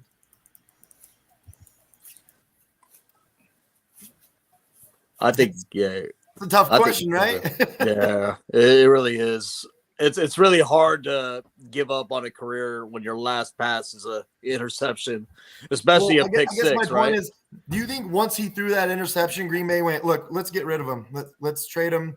Or, like, do you think if he threw a touchdown instead, Green Bay goes, all right, Rodgers, sorry, we're going to have to figure out something, trade you, do something with you, and we're keeping Favre? Like, yeah. I like to think if Favre didn't throw that interception in the last NFC Championship game he was in, there'd definitely be enough talk to say, yeah, you want us another Super Bowl, screw it, you're going to come back for another year, we'll pay you the money that you want. okay, but what if we win the NFC Championship game and then lose the Super Bowl? Was it that Favre had to win a Super Bowl or else he's not back? Maybe. Well, maybe. Yeah, that's what I'm about to say. Maybe there could be the case. Like, I'm sure for any QB we have, if you make that necessary run to the Super Bowl, if you want to come back, we'll let you come back. I'm sure that's going to be Green Bay's mindset. If you can get us to a Super Bowl, or if you can win us another Super Bowl, definitely without question, we'll pay you the money you want. You're coming back to play with us for another year. Mm-hmm. I'm sure that's their mindset for anybody at that position. I almost wonder if Green Bay was sitting there like, oh God, if Favre wins the Super Bowl this year, we're gonna have to eat crow and bring him back, and we're gonna have to go through more drama. I wonder if when Favre threw that interception, if they threw off the headsets, they got up, they're like, all right, it's Rodgers' time. Get him the fuck out of here. Let's move on. And you know what? Ted Thompson and all the guys that sat there and did that, 2 years or 3 years later, they're sitting there going, see, I told you so. I fucking told you so. If our roster wasn't as like, I think our roster's pretty built. I don't care what any of the haters say. Our rosters look pretty damn good. The Hatters? Offensive and defense. that if our roster did look, beat up or, not even as great, then they'll probably explore more about moving on from Rodgers. But since our roster is like pretty complete, and I mean, not on special teams, Yeah, I can. you haven't seen I that understand yet. that, Bill, and I can agree. Yeah, Rodgers, they'll keep Rodgers around as much as they can with this, good looking roster now. So this is kind of what I'm getting at when it's like, look, we got to do something with Love. For Love at this point, it's either shit or get off the pot, right? Like you have to go find out for yourself at some point if you are going to be a good quarterback in this league. You can't just sit there forever. So I actually agree. If I was Love, if even this year, I'd probably sit there and go, look, I need you to trade me. I can't sit here forever. I need you to do something because Rodgers is going to be here forever. I can't say I kind of agree with this. But you can't really force anything for teams that don't. Do you guys remember Green Bay pre-Favre? Good times. Oh, I haven't forgotten about that.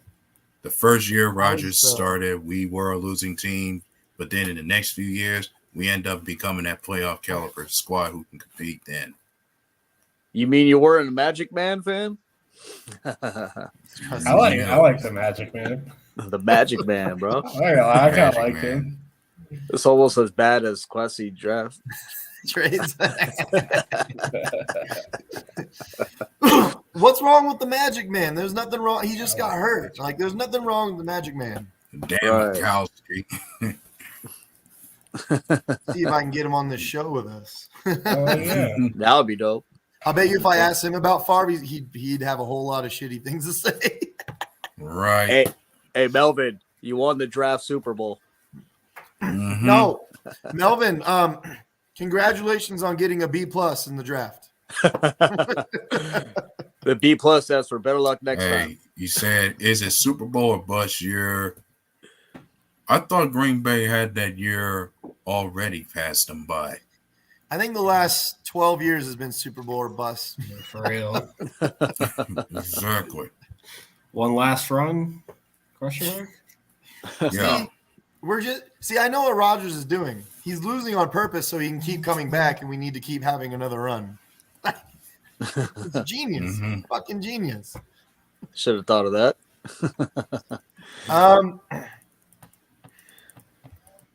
Look, it's hard for me to say the Packers have the best roster in the conference right now, but I do think once the games start, we're going to put up games that argues that we have the best roster.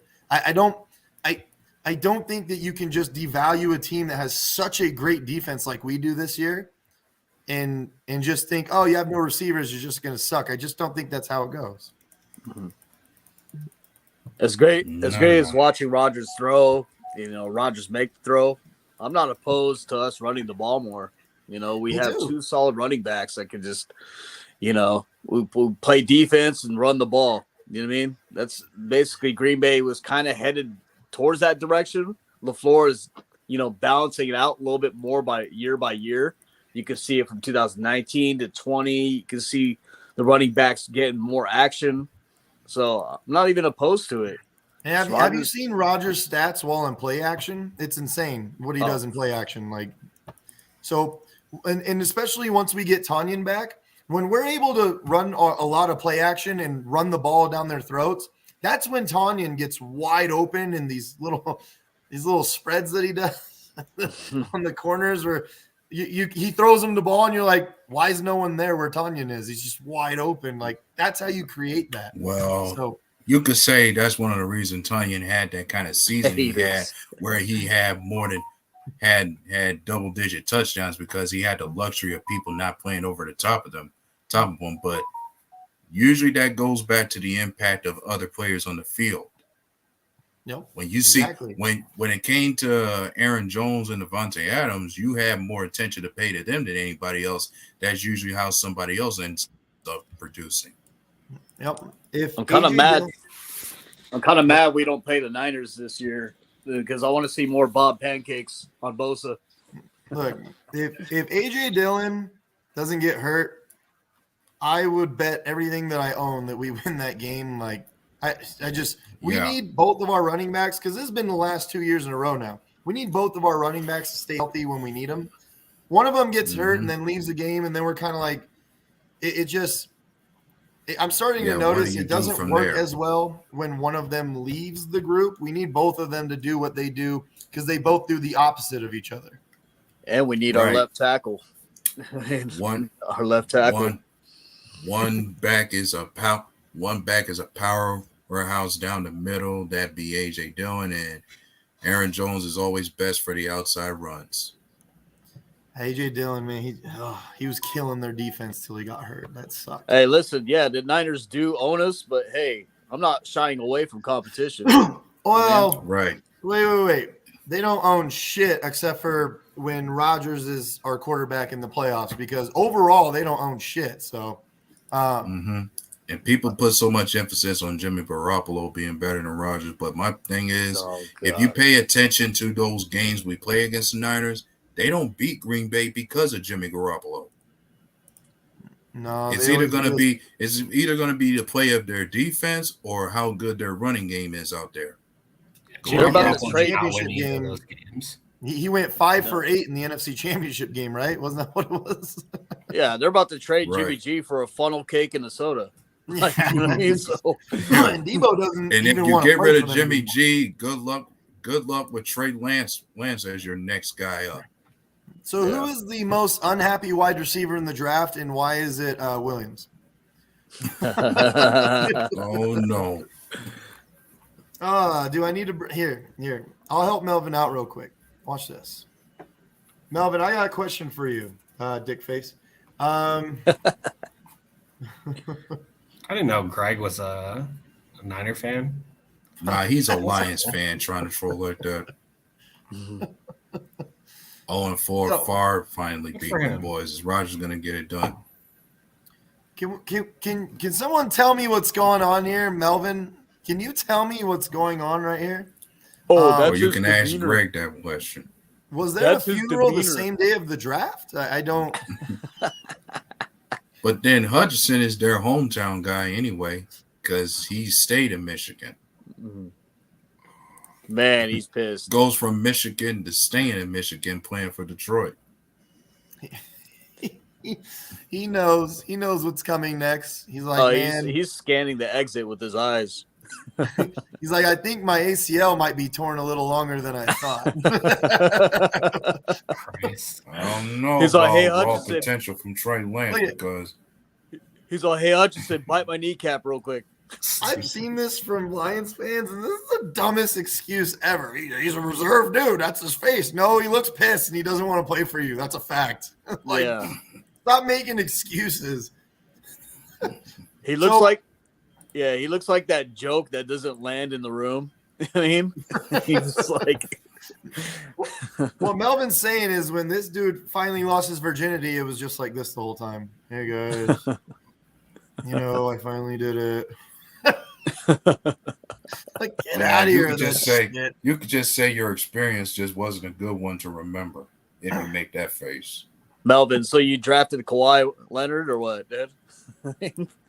He just doesn't have any facial expressions, no excitement. Yeah. Kawhi Leonard. You think this is like Kawhi Leonard and Paul George together when they went to the Clippers? I'm going to allow this excuse because it's funny. He's camera shy. Now he's camera shy. Don't judge us. Okay. So get my good side. If you say everybody so. Get ready for this. I know you guys are going to react to this. Read this and get the best draft. You guys, who had arguably the best damn draft in the NFL and easily in the division? You guys, it was the best draft ever. It was. You guys got a guy at number 2 that in many other years wouldn't even be top 10. You guys got a guy with a torn ACL who looks pissed that he doesn't even want to be there. You guys killed it this year, man. Man.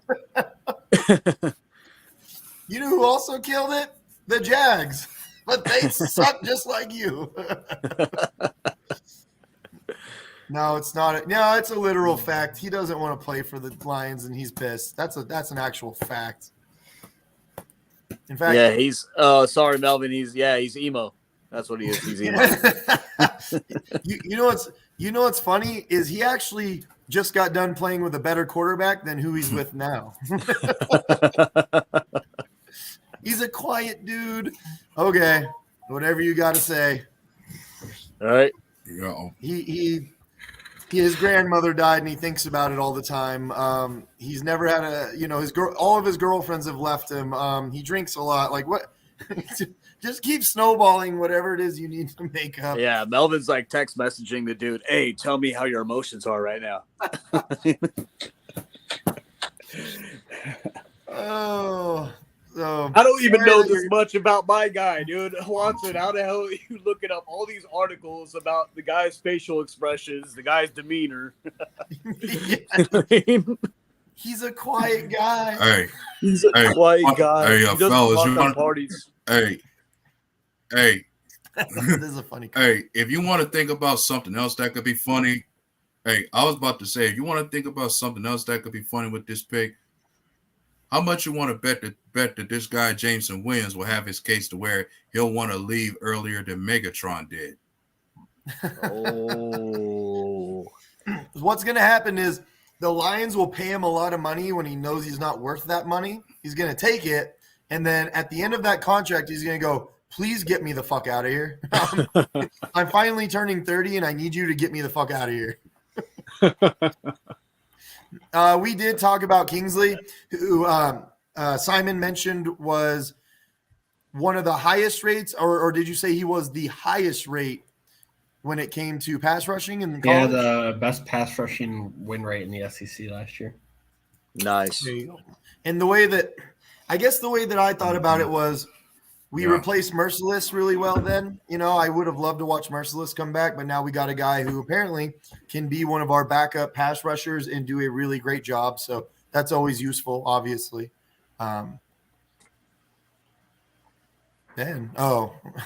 He's talking about this comment. So he'll never win again. He brought his grandma to Detroit with him, so there's no excuse for him to be crying then, right? She's alive. Right. She's alive. Hey, Melvin, you want to see him smile when his contract ends? His rabbi said that he's a quiet guy. Right. Like the Easter Bunny said that he's just reserved. His sister's uncle's cousin, best friend's sister's cousin said he's quiet guy. I love the part where keep making things up if it makes you feel better. You're pulling shit out of your ass about this guy. Oh, he just looks like that. He's got resting bitch face, apparently. Like, right. Melvin unlocked his Tinder. His OnlyFans isn't making enough money lately. So, like, whatever you got to make up, Melvin. He's fucking pissed. You can tell. I don't blame him. I think he was second to Will Anderson from Alabama, or maybe that was PFF grade. No, that was God, I just looked at it too. It wasn't pass rush when he had the best pressure rate. Kingsley had the second best pressure rate. The difference between pressure rate and pass rush win rate, two different stats. Well, there you go. A lot of comparisons to Z. Now, I like that and I don't like that. Yeah, I was about to say something about that. But, hey, if he's going to be a backup Z for us, absolutely kill it, bro. Like, if he ends up superseding Preston Smith at some point, hey, I'm for it, right? So I'll take as long as he plays the run. Everybody get ready to laugh. Mm-hmm. Store heads back and laugh. So because he's pissed off that he's playing for Detroit now, Watson somehow sucks now. Yeah. Yeah. I bet you speak so highly about Williams. I'm thinking is he gonna outlast Megatron with Detroit? I highly doubt it. And not want to lead the same time he did. I bet if the Lions drafted Watson, Melvin will come up like 50 articles how great he is. Right? You see Watson like, whoa! And if Watson got drafted by the Lions and he's had this pissed face, he's going to be like, look, He's from North Dakota, or he played North Dakota, so he's always sad. It rains a lot where he was born. Like, that's just who he is. Like, He stubbed his toe on the draft board.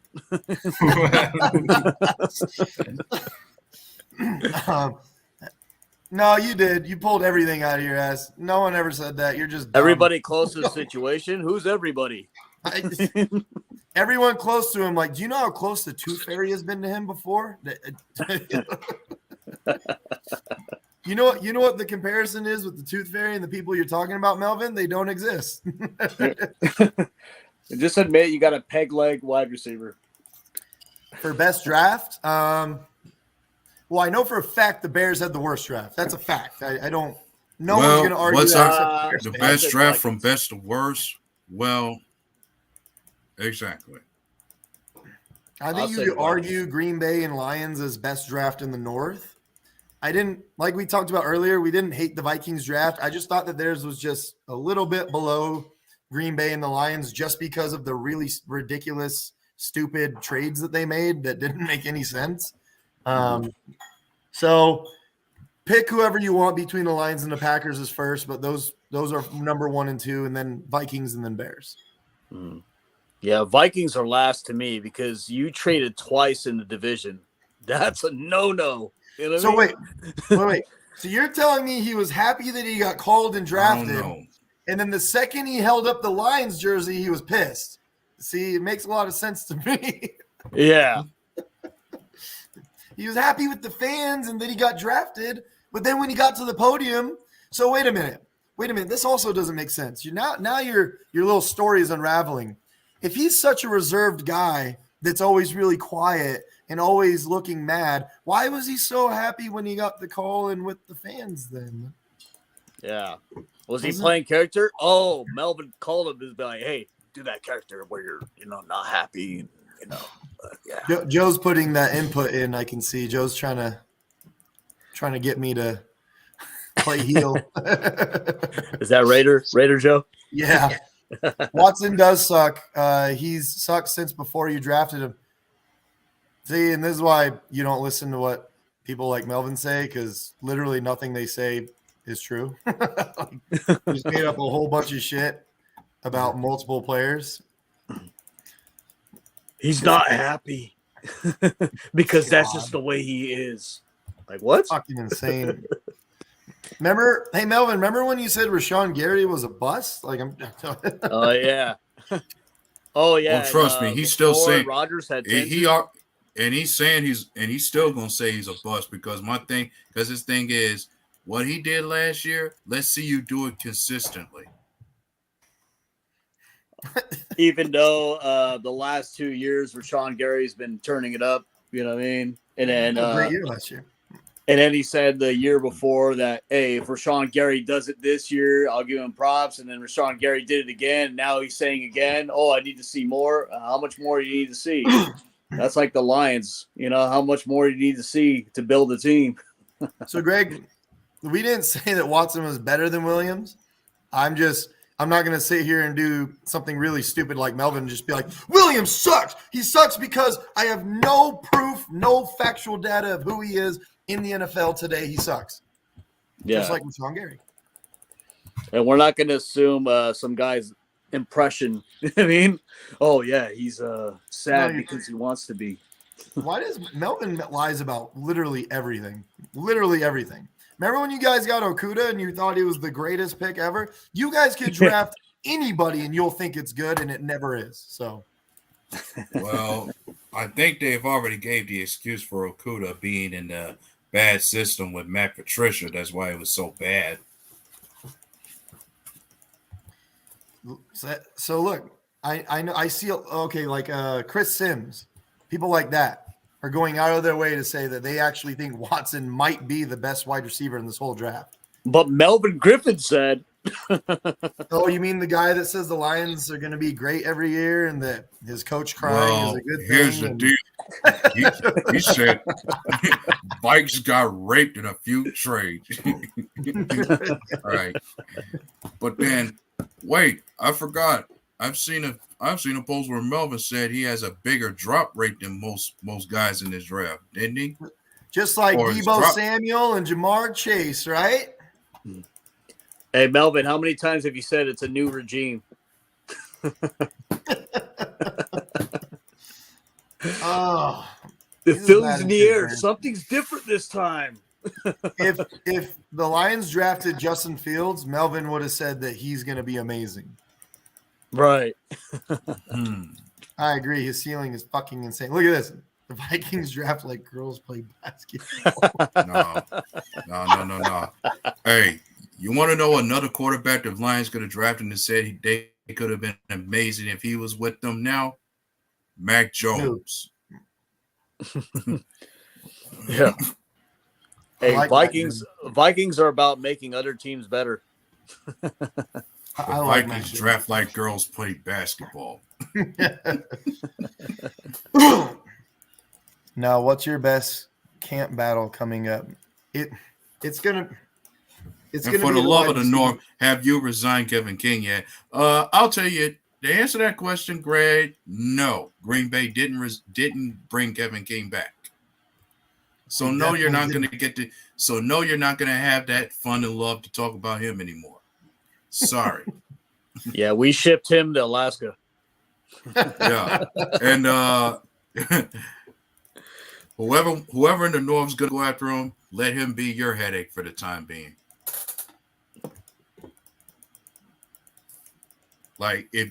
That's what I say. If you want Kevin King back, Greg, you can always tell your team to go after him. Let him be your headache for a while. I kind of find it funny. I mean, we drafted Williams and he didn't want to play for us. He was mad at the podium, but he was happy with the fans. Is that the same face we saw when he got his first win of the season last year playing against they the lost Vikings? to the Ravens, I believe. Wasn't it that they lost to the Ravens? yeah. On that field goal. No, literally everything you said, Melvin, was made up and untrue. Like, we don't care what Santa Claus said about your new receiver.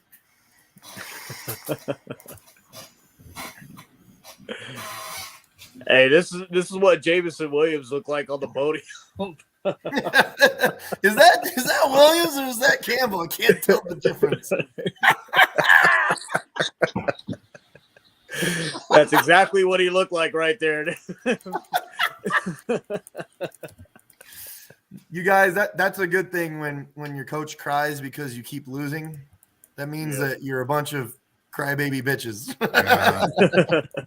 Would you consider Savage the weak link in a strong secondary? He's stellar at times, but inconsistent. Yes. He is by far our weakest link. And I say by far because I don't think it's even how can I say, an argument, a discussion.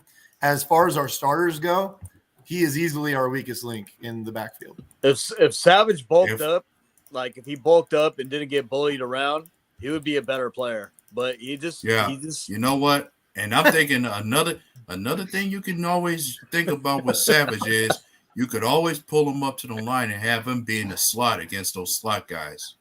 Yeah. Because he does have the size for playing. Because Savage does have enough size to be a corner out there.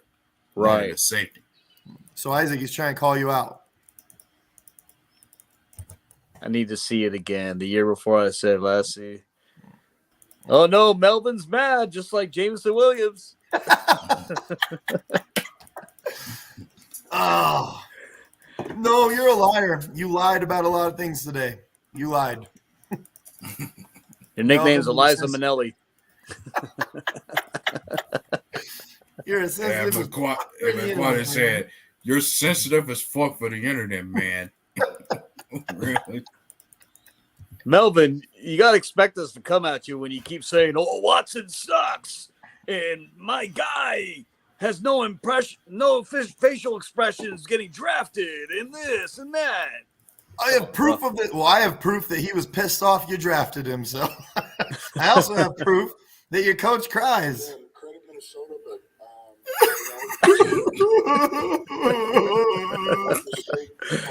Vote for Rob Diddy. Even drunk Zimmer never cried. What the fuck is this guy doing? Right. Well, how could Mike Zimmer cry when he's used to certain things happening to him with the Vikings? You know what I liked how Vikings barely addressed their O-line. I mean, Cousins again is gonna get just killed by our line. You know what I mean? Well, you have to remember, new management, new coaching, same suckiness. Well, Same product. you talk about new coach and new management. I'm thinking who's going to fare better in that regard between the Bears and the Vikings, since both of them got new GMs and new coaching staffs to work with. The Vikings will fare better in that comparison because they already have a really talented roster. Mm-hmm. The Bears are just – I'm sorry. The Bears are just fucked. They're shot in the dark. I see no light at the end of the tunnel as of right now. You know what's funny to me is all these Bears and Vikings and Lions fans, like, you're talking shit on Rodgers. Oh, he sucks, blah, blah, blah. But as I recall, he made every single team in the North get new GMs, new coaches, new players, rebuilds. So you got to think about that when you talk about Rodgers. Well, a funny thing about the Bears and Vikings, you're going to see them trying to run a defense similar to one another. Like the Bears are going to run the Vikings defense of the 4-3, while Vikings are going to run the Bears defense of the 3-4. I actually disagree with this comment because someone told me that Simon's a bitch. I think he's the weak link at that point. Henderson, if you're out there, shout out to you, buddy. We got a bunch of good laughs.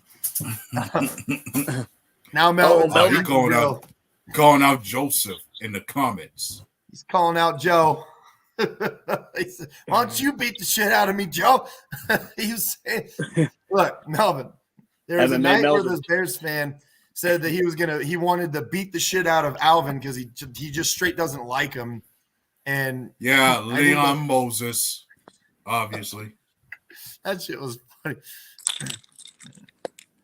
It's funny that you call me or anybody here wrong when you just made up a bunch of shit. Like, that's so ironic. He's a hypocrite. And now he's attacking McQuaid. Damn, he's attacking everybody. Leave McQuaid alone. Look, your emotions are running really high right now because your wide receiver doesn't want to play for your team. I get it. But don't let it get the best of you, okay? I'll bet you Dan Campbell would beat the shit out of LaFleur. LaFleur's a little guy, man. And didn't Dan Campbell play football a long time ago? So I'm pretty sure Dan Campbell wins that one. But you know what? Yeah. The fighting is on the field with the teams now. Yeah. Just make sure biting the kneecaps off be the first thing you do if you want to beat the shit out of him. Yeah. Kick his ass, Seabass. He's telling you to kick his ass, Simon. I'm on it. Now he's saying you don't want that, Melvin. He's telling you don't want that smoke, bro. Was it Leon Moses, right? It was Leon Moses that said he wanted to beat the shit out of Alvin. He said somebody also wants to beat up Alvin. You mean the Burger King?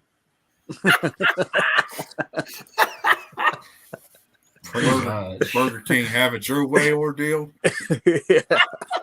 This podcast The Burger is King. by who? This is getting really good. Don't listen to Lions fans. It took them over 3 years to get as many wins as Green Bay won here. Damn. I didn't even think about it. Ben keeps coming up with these stats that I never thought of before. Ben, we're going to need to have you on the show one of these times because you seem to be a really good stat man. I would love for you to sit here while we're talking and you would throw out these stats. It would actually help a lot. Man, that 1991 playoff win shows Detroit is ready to do it. Ready to rock.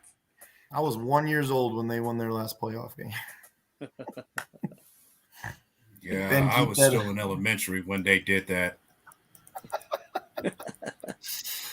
Here's the real fight right here. keep- Yeah, let's see Dan Campbell do LaFleur, that. 37-9. Campbell 8-20-1 as head coach. You know, Dan Campbell reminds me a lot of Matt Patricia without the crying. Like Matt Patricia didn't cry.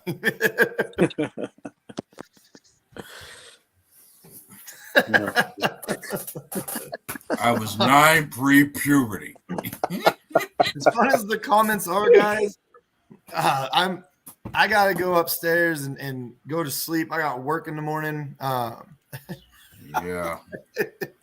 Oh, Melvin, mad at you new now, Simon saying, shut your poor mouth.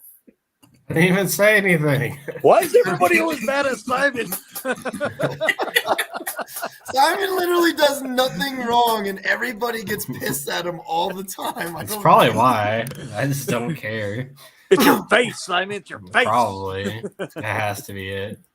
Yeah, it seems you stick out more than anybody that don't go after you. Oh, you know why he's going after you? You're making the Jameson Williams face when he got drafted. Oh, I mean, yeah, that's what it is. Have a great night, Gray. And Melvin is a Filthy pirate hooker. Arr! Simon's my boy. Oh, first you say for him to make up your mind, Melvin. You're letting this emotion get to you, man. You're All right. They keep Yeah.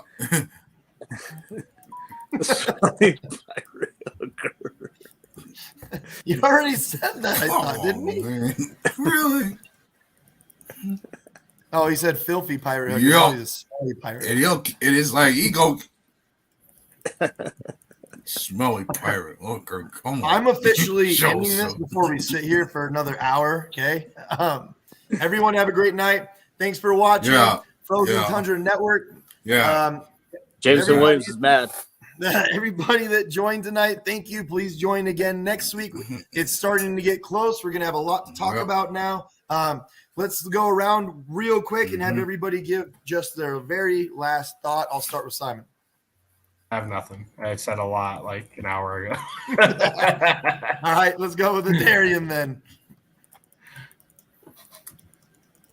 Thanks for watching. Have a good night. And from us to you, F your team and have a good time.